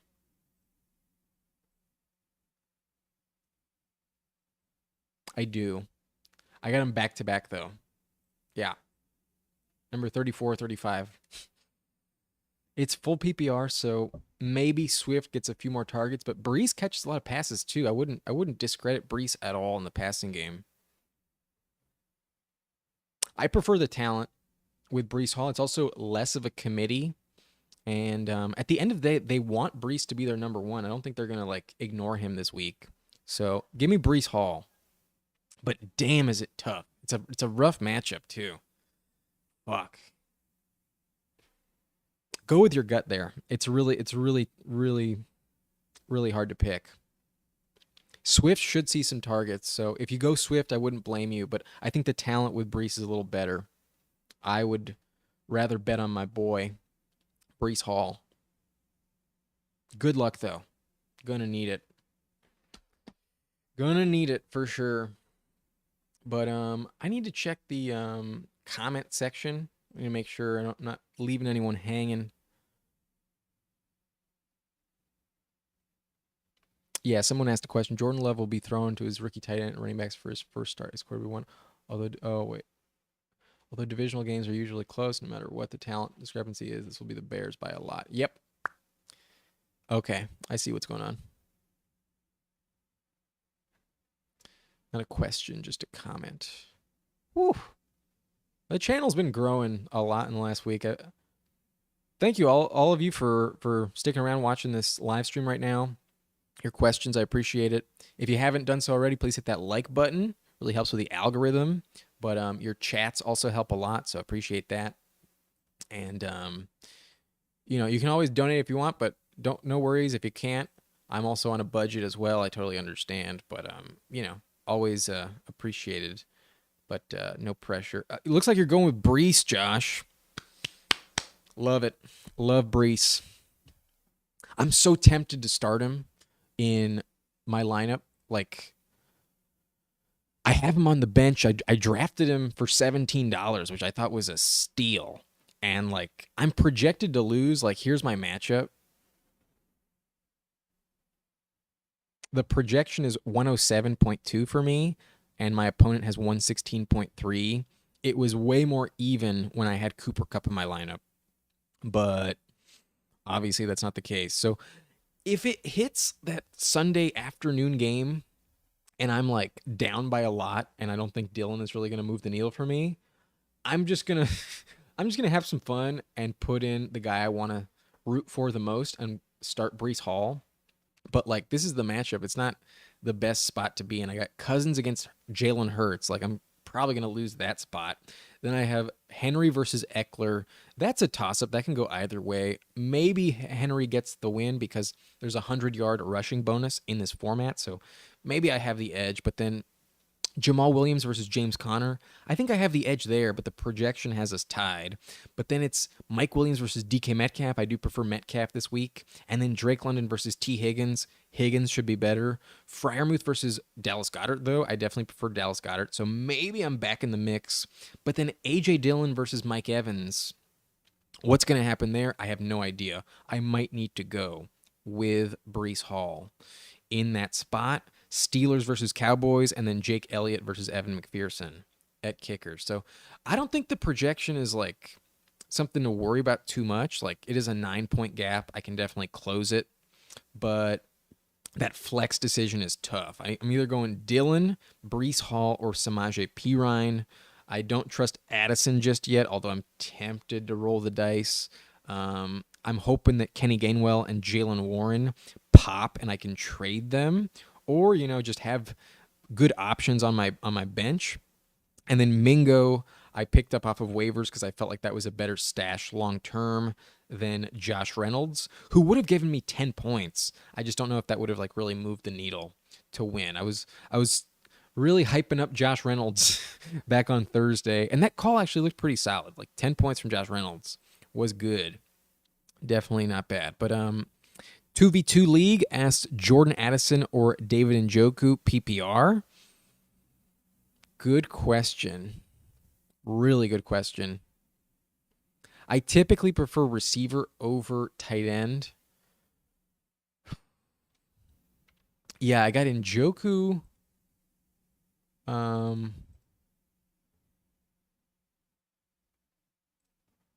Where do I have Addison? I have Addison number 34. So he's definitely in the flex conversation. But then I have Njoku at number 8. Damn,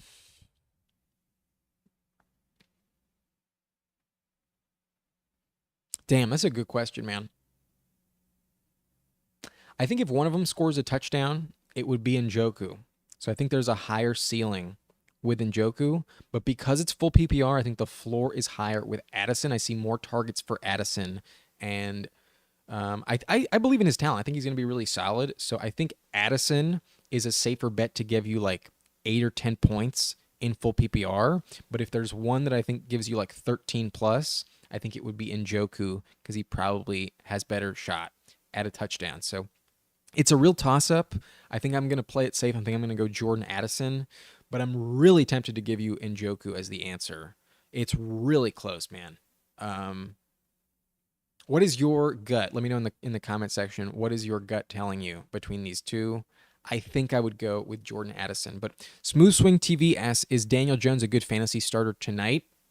I think it really depends on Darren Waller. That, I think, is the difference in this spot, because I have Daniel Jones at number 13 in my quarterback rankings. But if you told me Waller doesn't play, I think I would lower him to like 16, probably behind Deshaun Watson.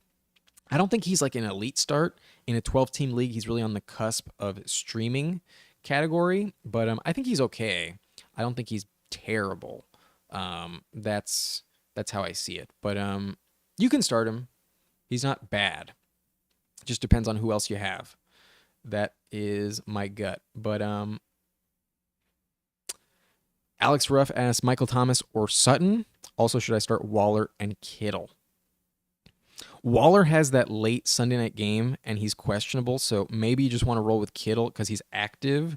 It's the safer play for sure, but Waller, I think, has more upside if he does start. It's just really risky. If he doesn't go, you're kind of fucked. So I think I'm going to go with Kittle over Waller in that spot, and then Michael Thomas or Sutton.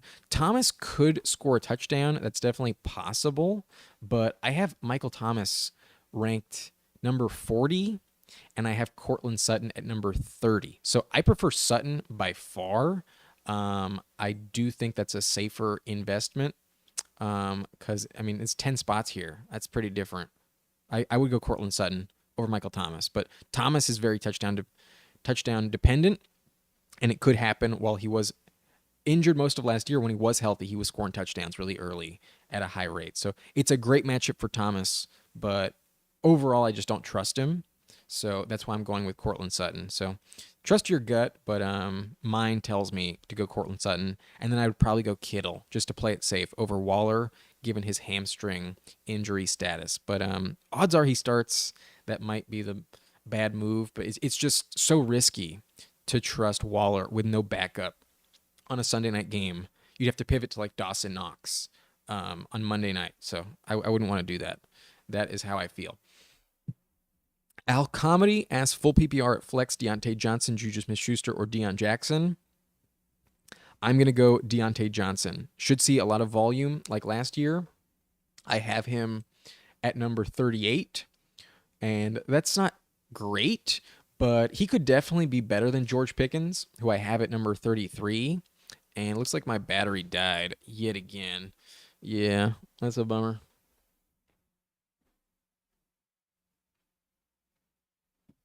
But just to answer your question, I would go Deontay Johnson. I think it's much safer.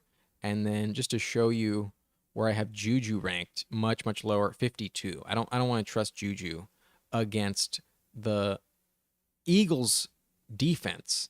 That is very rough. So I would go with Deontay Johnson at number 38. But I might have to end this live stream now because I don't have much battery on the camera left over. But I've answered a lot of questions. I hope this was helpful. Appreciate all of you for watching. And here I'll give it one last shot. I'll swap the battery. There's not too much juice in the one I have left. But yeah. Alcami, appreciate you, man. Thank you very much for supporting the channel.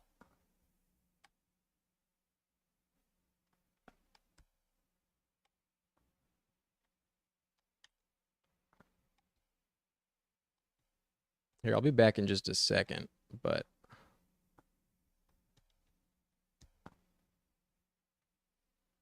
Jonathan, good to see you, pal. Longtime supporter of the channel. He goes back from the beginning. Appreciate you, Jonathan.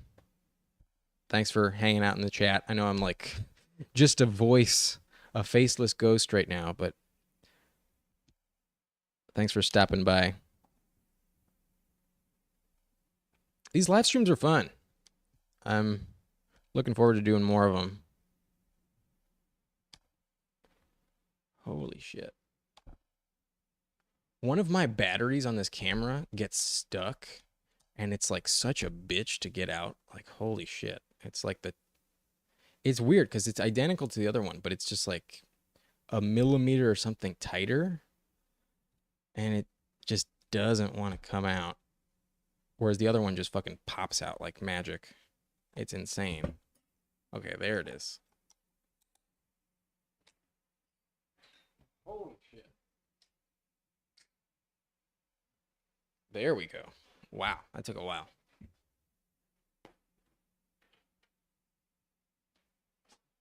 Okay, we're back. We are back. Randy Miller asks, Brees Hall or Evan Hill? It's funny because I went to school with a Randy Miller. I know that's a probably common name. I'm sure that's not who you are, but that does just bring back some memories. Randy Miller's. Did you ever have like a drug dog at your school? Randy Miller, uh, he was like a weed dealer at our school, and he was also like a straight A student. He had like a 4.0 GPA, and he was like the only person that got caught with the drug dog. And I remember I was in class with him when it happened, and we had to like go outside and like let the dog go search our shit, and they just come back with his backpack, and they're like, "Whose is this?" And everyone turns at Randy because he has like a very distinct backpack, and he's just like, "Whoa, sketch." He was smart though. He parked his car not in the regular lot. He parked it somewhere else. And I know this isn't answering your question, but it's just a funny story to tell. And they couldn't fucking find his car. They didn't know what car he had, and that's where he had like, you know, the the real like evidence that would in made him culpable. He managed to get away. They did not pin it on him, even though it was like, yeah, if anyone's gonna if anyone's gonna go down for this, it's probably Randy. But okay, your real legit question: Brees Hall or Evan Hill? Give me Brees Hall. I don't know what to expect from Evan Hull. Um, to be honest with you, like I know this probably sounds bad, but like I can't even remember. Is he the backup for Saquon? Oh no, he's a Colt. Okay, he's a Colt. No, give me Brees Hall. Give me Brees Hall. I'm not starting any um Colt running back this week. I have Deion Jackson at number 37, so he's my highest ranked Colts running back. But I got Brees Hall at number 34, ranked above him. So give me Brees Hall over Evan Hill, or is it Hull? One of the two. That's a typo. You and I are very close together, but yeah. I hope I didn't waste too much of your time with that answer. Brees Hall for sure. The talent's just way better with Brees Hall. But looks like we're 40 minutes away from kickoff. I'm excited. Let me know in the comment section if you signed up for the Sunday NFL ticket on YouTube. I was tempted to do it, but I don't think I am. I know you get like $50 off, and then my credit card also gives me an extra $20 off.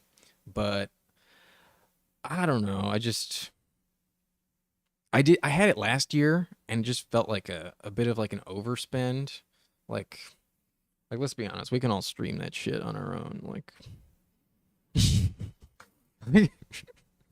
I have my ways. I won't say much more, but we can get around that. Matt Gamble asks, Javonte is inactive. He is? Javonte's inactive? What? Holy shit, for real? Did I just not get updated on that? Javonte is inactive. Are you sure? Are you lying? Where the fuck is that? I need to verify this. What? No way.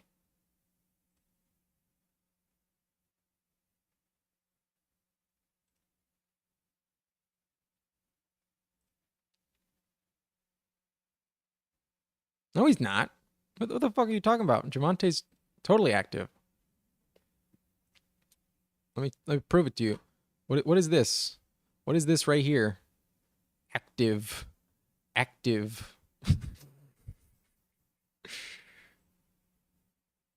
Just gonna bring in something real quick.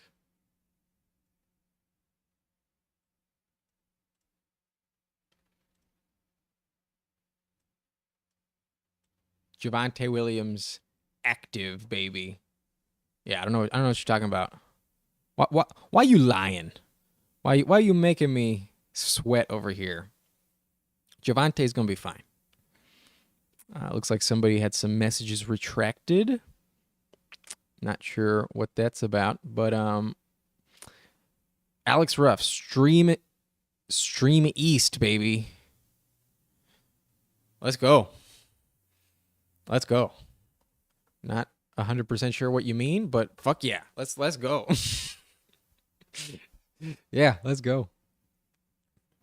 Patrick Labossiere. It looks like you probably retracted those messages because here you are again. But hey man, for a flex spot, Miles Sanders or Hollywood Brown. Ooh, tell me the scoring format. That's what's most important. Is it full PPR or half PPR? Yes, Matt Gamble, you made me look. Don't you fucking play with me, that man. Javonte's one of my boys. I do not want to see that happen. But yeah, you made me look. I was like, we're not even gonna know for like another several hours, but he's not on the injury report. That doesn't make any sense. So, shame on you. If I get fooled again, then you fool me once, fool me can't get fooled again. In the words of George W. Bush, you fool me, you can't get fooled again. Okay, but back to Patrick Labossiere. If you didn't let me know what the scoring format is, but just straight up, I do have Miles Sanders ranked at number 16, and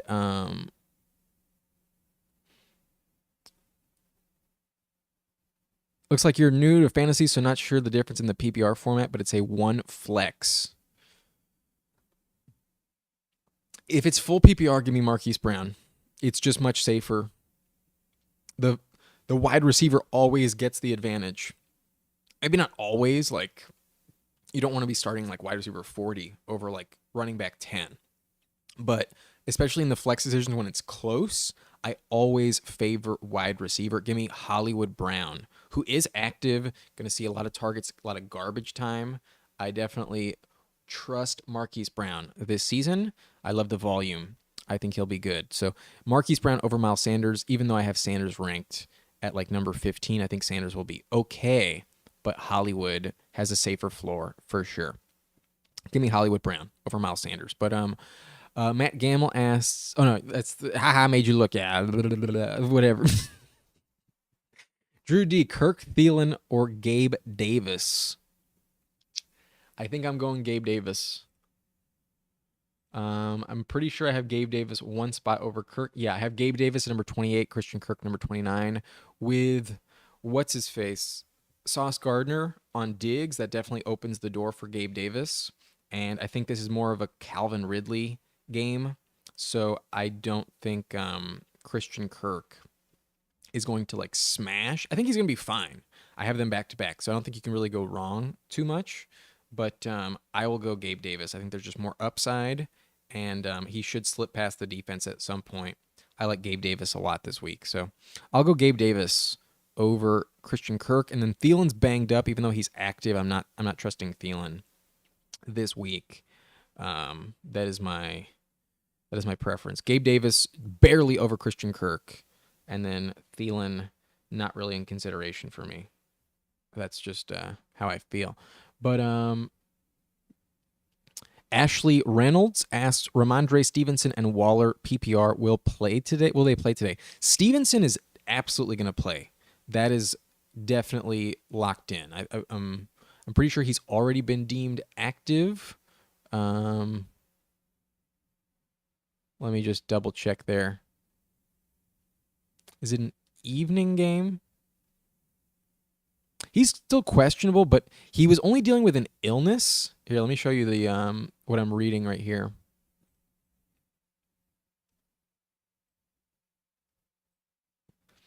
So he's still questionable, but all the reports are that he is expected to play. See it right there? Expected to play. And the illness is not an injury, so I don't think it's really going to hamper him. I don't think it's going to hold him back. However, Waller is on Sunday night, and that is very concerning. That is really a toss-up, and even though he's expected to play, there's a chance that he doesn't. I still have him ranked top 5. I think he will suit up. I think, and so will Stevenson. But Stevenson is definitely the safer bet for that, and I do think Ramondre Stevenson, if you're deciding between the two, I think is the better start. He's really good at catching passes, so the PPR value is definitely there. And Waller is in your lineup if you have him, but he is questionable at the moment. But looks like Labossiere, I already answered your question. And then Alex, bro, Cup done for 5 weeks. I'm smoked. RIP. Yeah, it's not ideal. Kind of sucks. Big bummer. But Tony V, HTX 101, better RB2 play PPR, Aaron Jones or Dobbins? Because it's PPR, I know it's tempting to go with Aaron Jones, but the matchup is just so elite for J.K. Dobbins. I don't think I'm going to bench him. I don't think that's what I'm going to do because I do have Aaron Jones at number 22. He does move up a little bit in full PPR, but he's in a committee with A.J. Dillon. I think A.J. Dillon could easily vulture a touchdown. And while he will catch more passes than J.K. Dobbins, I have Dobbins at 13. Like, that's a big discrepancy between the two. Dobbins right here. at number 13. So I'm going to roll with him. These are half PPR rankings, though, and Dobbins doesn't like really catch passes, but I think he's giving you 80 yards rushing pretty much guaranteed. I think he has a better shot to score a touchdown. So that's a 14-point projection minimum for Dobbins, and it could go up, whereas I think Aaron Jones needs a touchdown to go over 12 points, even in full PPR. I think he's a little bit more risky. So I would go J.K. Dobbins over Aaron Jones. That is how I feel. That is my decision. But yeah, Alex, you're reminding me about the Cup situation. I'm not happy about it either. That's fucking rough. But I'm just verifying my lineup real quick. Need to make sure I got my shit in order because kickoff is in a half hour. Don't want to be in a spot. But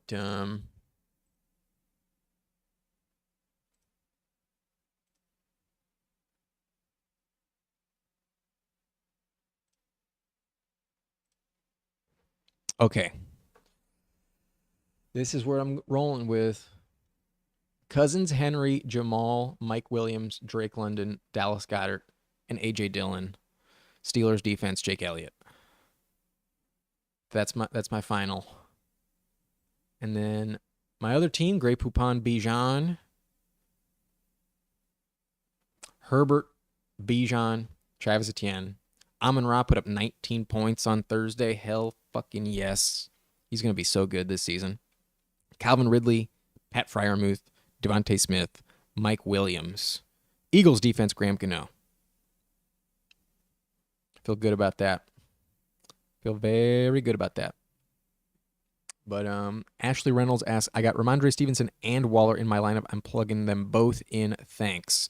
You're welcome. Good luck to you. Waller's the only one that kind of concerns me, but he was still limited in practice on Friday with that hamstring. It's not like they held him out completely. So if he starts, he's definitely in your lineup. And it's really just the time of the game that makes him risky because everybody else mostly has already played. And you don't really want to pivot to Daniel Bellinger, his backup.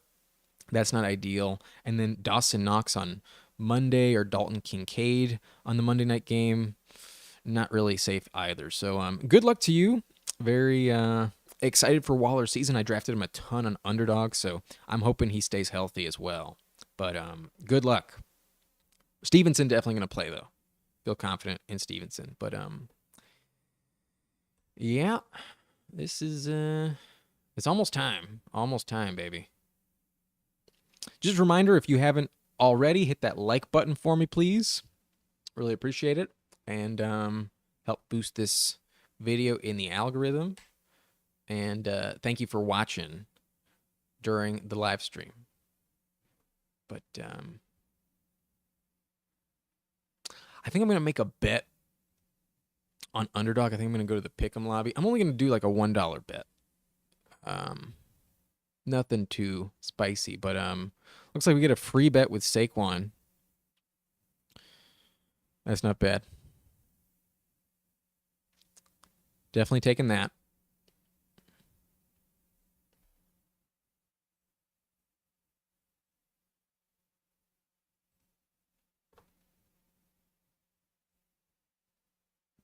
Ashley Reynolds says my backup is Everett, and he plays at 4:30. We'll probably know more about Waller as we get closer to 4:30, but yeah, I don't. Given the news that he's likely to play, I don't think I would pivot. I think I'd still hold Waller in the lineup. I think that's what I would do. Okay, I don't think I'm going to bet on the Bengals. I don't know. I have a weird feeling in my stomach about the Bengals today. But Nick Chubb higher on 76 rushing yards. Hell yeah. That one feels guaranteed. Amari Cooper. Nah, I'm going to hold off there. Baker, I'm not betting on Baker. Ashley, you're welcome. You are welcome. I'm not betting on any Tampa Bay Buccaneer, not without seeing it first.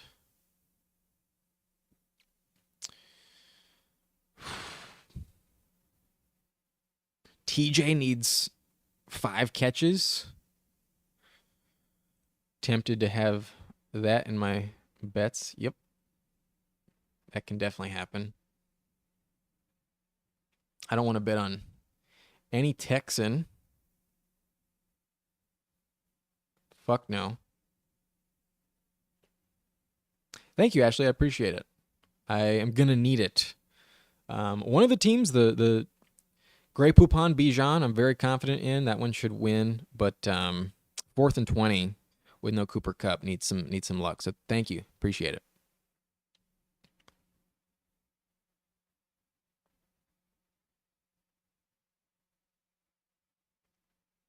Ooh, give me Dobbins over 65 rushing yards. Hell yes. Hell yes. A player that averages 5.9 yards per carry.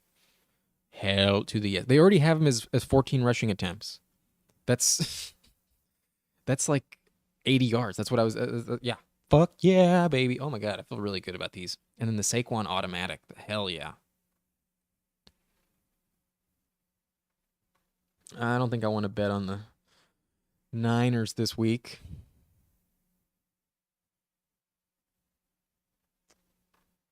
Najee and Jalen Warren, I'm not betting on them. Yeah, I'm not betting on this game at all.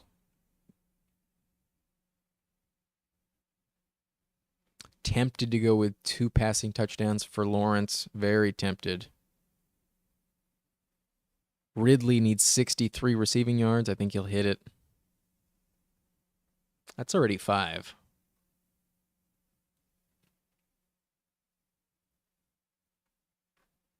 I'm not betting on any Colts this week. That's risky as fuck. Not betting on any Panthers either. That is risky. Wait, what's the line on Mingo, though? 3 catches, 40 yards. Tempting. Very tempting, but nah. Not going to do it.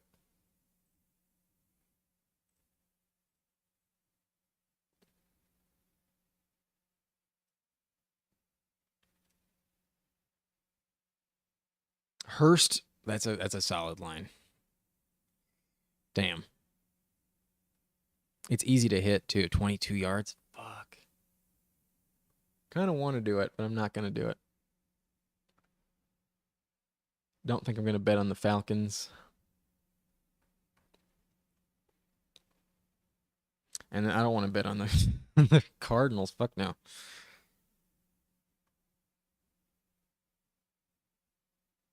Oh my God. Jahan Dotson at 44 yards. Damn.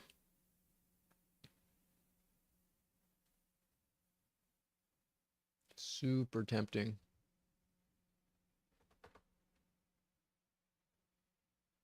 Nah, I want to see Sam Howell. Not going to bet on them either.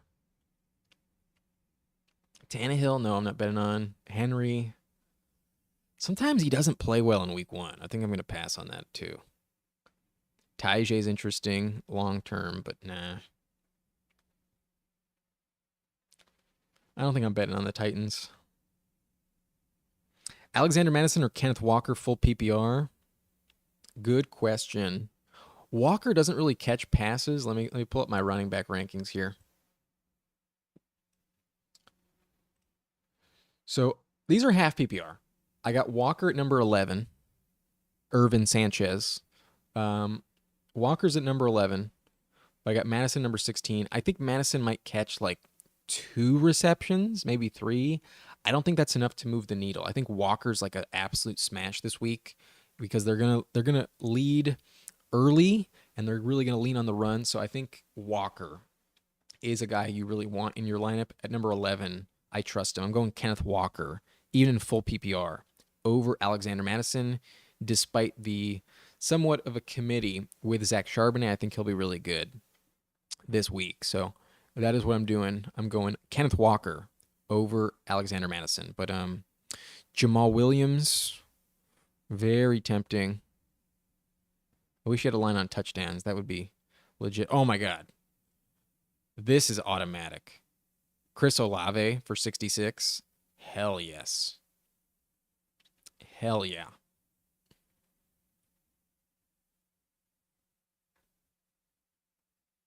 Okay, those are the 12 p.m. ones.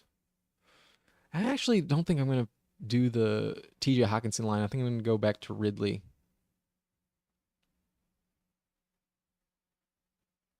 Where was he? Scrolling.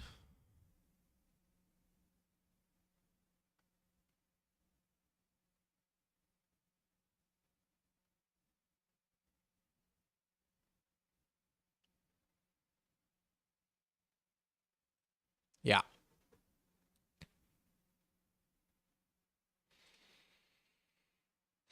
Hmm.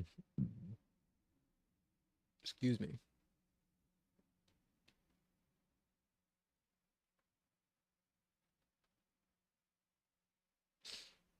TJ Watt needs 1 sack. Damn. That's really tempting. White Boy M asks Najee Harris or Miles Sanders.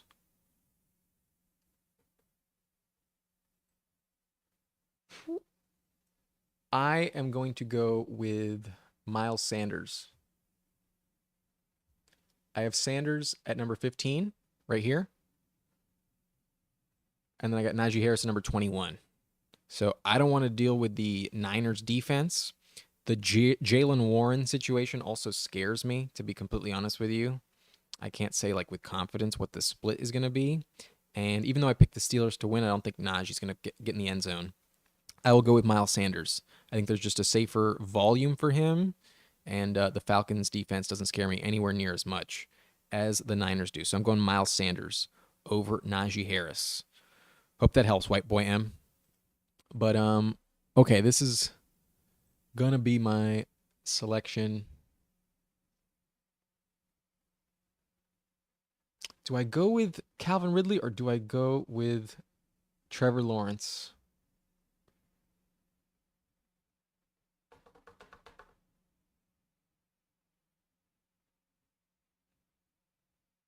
I'm going to go with Calvin Ridley. 63 yards for Calvin Ridley. Okay, so this is my bet. We got the automatic with Saquon, 1 total yard. Nick Chubb over 76 rushing yards. J.K. Dobbins over 65 rushing yards. Chris Olave with 67 receiving yards. And Calvin Ridley with at least 63 receiving yards. I don't really want to, but I'm going to put a little extra money in this. Let me do this more privately in case I got to log into my PayPal. It should have it, but I don't want to have to put my bank account information or any fucking shit on blast. Yeah.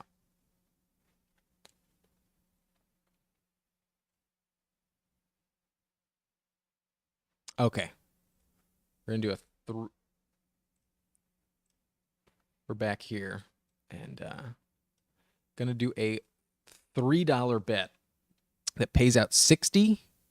That's a pretty good return on investment. I only had $1 in the account, so 1 to 20, not as interesting as 3 into 60. But I feel pretty good about it. I'm tempted to put in more, but I don't like to bet much more on these pick'ems. Like especially going with the overs. Like I need all 5 of them to hit.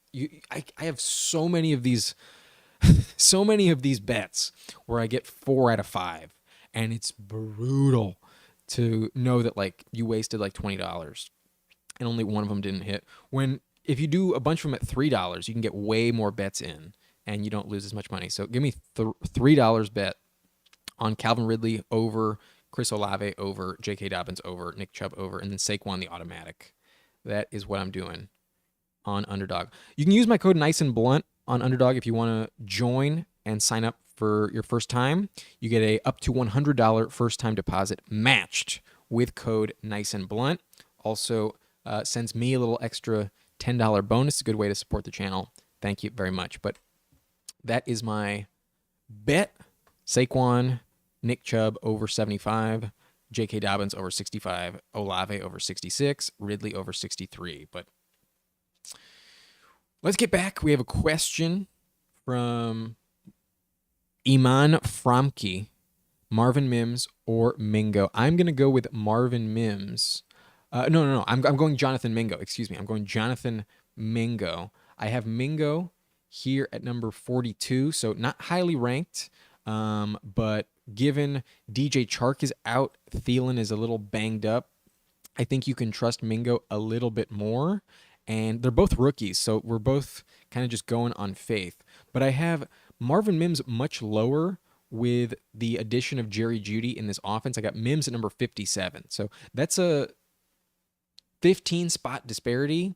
I'm going with Jonathan Mingo at number 42 as opposed to Mingo at number 57. Give me Jonathan Mingo in my lineup this week. But good luck to you. That's got to be a deep format if you're rolling with them. Maybe you're trying to fill in for Cooper Kupp. Maybe that's the situation. But looks like we have 15 minutes before kickoff, everyone. Very, very excited. I'm probably gonna let this battery die out. As I speak, the battery is now blinking red. So I've answered a lot of questions in the chat so far. Hopefully, everyone who needed a question answered got their question answered. I don't think I skipped over anyone. Pretty sure I got to every single question. But thank you so much for watching. We'll wait until the battery dies. That's for sure. But yeah, can't fucking wait, baby. 13 minutes. 13 minutes. But yeah, it's been a lot of fun. Also, if you haven't already, you can sign up for my Patreon, where you'll get all of my waiver wire picks this season. I will tease them a little bit on the channel, but that's where I post that content. People who support me on Patreon get access to all of my waiver wire selections. And then if you haven't already, please subscribe to the channel as well. Like this video, and that always helps as additionally to support the channel. But really appreciate it. It looks like we had 145 views on this live stream. That's pretty good. That's not bad at all. That's probably like my highest live stream. And I think at one point we had like as high as like 15 concurrent views at the same time. So thank you all for joining me, and hope you have some good luck in your team today. But let's get back to the chat in case there's any new questions here. Flex Sutton or J.K. Dobbins? I'm going with J.K. Dobbins comfortably. Yeah, give me J.K. Dobbins for sure. I have Sutton at number 30, and that ranking feels a little bit risky. Not like crazy bad, but just a little bit risky. And then I have J.K. Dobbins here at number 13. Definitely confident in Dobbins this week. The matchup is just so elite against the Texans. They gave up the most rushing yards in the league last year, also 3 years ago, and in the year between 2 years ago, they gave up the third most rushing yards. So they've been terrible. There's a lot of systemic issues, and the Texans are not going to fix that in just one offseason. They're going to be a great matchup for J.K. Dobbins, who runs for an average of 5.9 yards per carry in his career. So Dobbins is elite. I'm absolutely starting J.K. Dobbins. But Ryan N. asked DJ Moore or Connor PPR. Give me DJ Moore. I'm definitely taking the wide receiver in that format. I got both of them at around like 25 in my rankings. Yeah, I got Connor at number 27 here. And then I have DJ Moore at number 25. So give me DJ Moore for sure. I always want the wide receiver over the running back in full PPR when it is close. But Alex Ducharme asked Mike Williams or Jacoby Myers. Oh, it looks like my camera died out again. So I'll answer your question, but I'm definitely taking Mike Williams. I have him ranked at number 16 here, whereas Jacoby Myers is not even inside my top 50. I'm absolutely going with Mike Williams, 100%. But then Joey the BB asked Mike Evans, Amari Cooper, or Dotson. I'm going with Amari Cooper, who I have ranked at number 15. I definitely trust Amari Cooper. And then in terms of the Mike Evans ranking, I have it number 32. And then Dotson is really tempting. I have Dotson at number 19, but I have Cooper at number 15. Give me Amari Cooper. Looks like you want Mike or Dotson at the flex. If you don't want to go with Cooper, then trust your gut. I would definitely go Dotson over Mike Evans. I got Dotson at number 19. So I have him top 20. Mike Evans I have at number 32. But trust your gut. I would go with Cooper though. That's my preference. Let me see if I can swap the battery.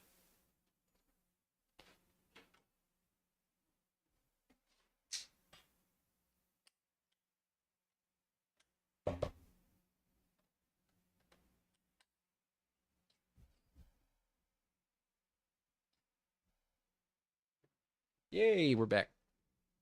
Okay. Bet. Thank you. Okay. Yeah. Glad I could help, bro. But Victor says thank you. Emma Fromke says, I love your content, bro. Keep up the good work. Thank you, Iman Fromke. Thank you, pal. Appreciate it. But then Sports Spotlight asks Higbee or Kittle PPR league. Give me Higbee 100%. Kittle is active, so he is definitely in the mix here. But I have Kittle at number 7, and I have Higbee at number 4. Give me Tyler Higbee 100%, pal. Higbee's going to smash, especially in full PPR. He could see double-digit targets. So, yeah, give me Tyler Higbee. You could start both, but would need to bench Khalil. Damn.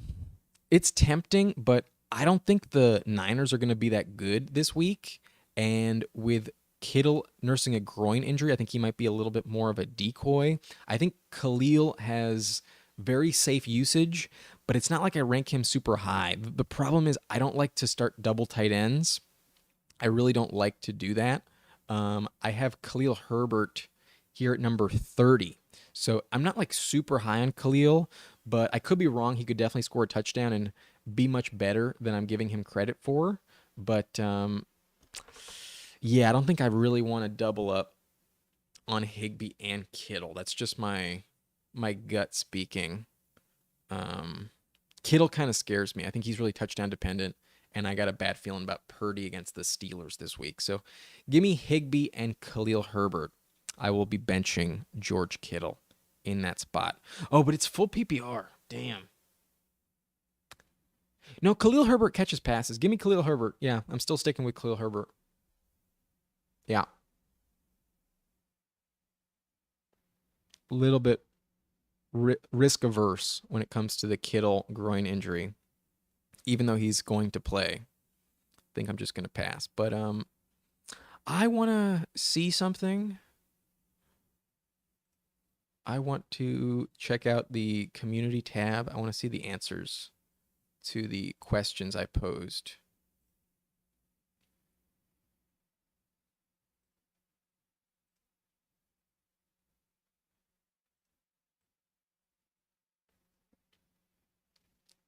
Okay, so it looks like with 64% of the vote, people are taking Dallas. Yeah, I expected that. 74% of the vote is taking Chicago. Yeah, that's the right call. The Saints over the Titans, 71%. The Eagles, 81-19 over the Patriots. That one's going to be closer, but I get it. Hard to pick against the Eagles. Oh, people agree with me. The Browns over the Bengals, but only 4 votes so far, so not super high. And then people also agree with me. The Chargers over the Dolphins. Vehemently. I'd like to see that, but we're getting close, and it looks like Victor asks, likely or Komet? Good question, my friend. I need to pull up my rankings to be sure. Ooh, yeah, I got him back to back. I'm going Cole Komet. I think there's just a little bit more touchdown upside for him. Likely is, he's a rookie. No, last year he was a rookie, so maybe I'm wrong, but there's just this new offense. It's a really good matchup for the running backs. I don't see a touchdown for Likely. I think that's unlikely in my opinion. But it could go to him. It could also go to OBJ. It could also go to Zay Flowers or Rashad Bateman. And I don't feel like there's more than like 1 or 2 touchdowns available for them. Like one feels like the most. I think it's really going to be a heavy rushing touchdown type of day against the Texans. So Likely should get some volume, but it'll probably mirror Komet. I think Komet has a better shot to get in the end zone, though. I would go Cole Komet because he's really the number 2 kind of behind DJ Moore, who has a bad matchup. Him and Darnell Mooney are kind of like neck and neck. So I think if anyone's going to catch a touchdown this week, it would probably be Cole Komet over Isaiah Likely between the two. But it's really close, pal. Really fucking close. Number 15 and 16 is a tough spot to be in. But good luck to you. I would go Cole Kmet. That is what I would do. But I also want to see the other polls that I asked. Let's see, a quarterback.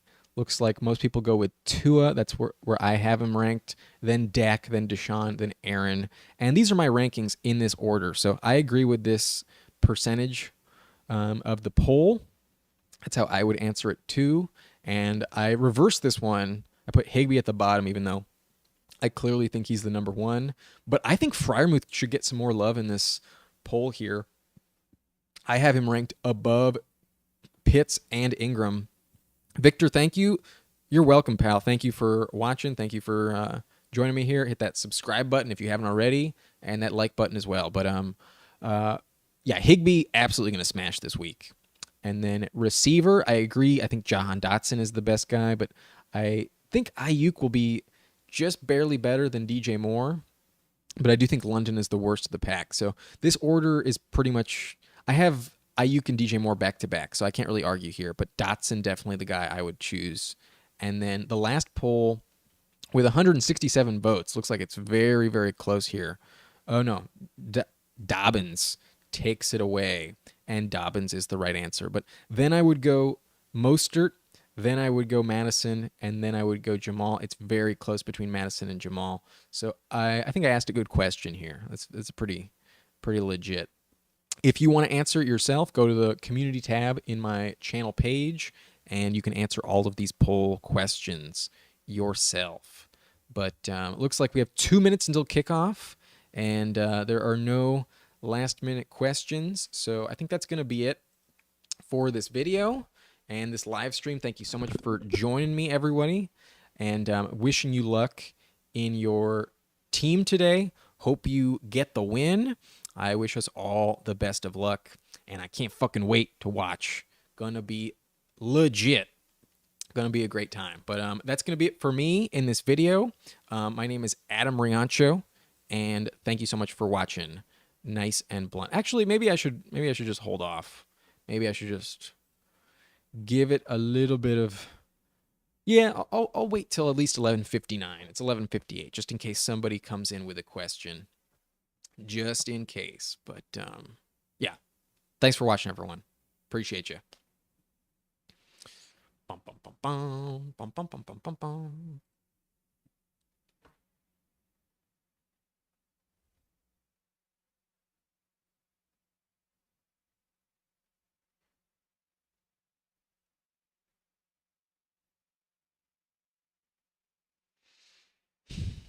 Just checking my lineup. Am I changing anything? I don't think so. Yeah. The people who are starting at this time slot are all locked in. Let's go. Let's fucking go. It's time, baby. It's fucking time. Let's go. Okay. Now it's time to end this video. Thank you for watching. Have a good day. My name is Adam Riancho, and thank you for watching Nice and Blunt.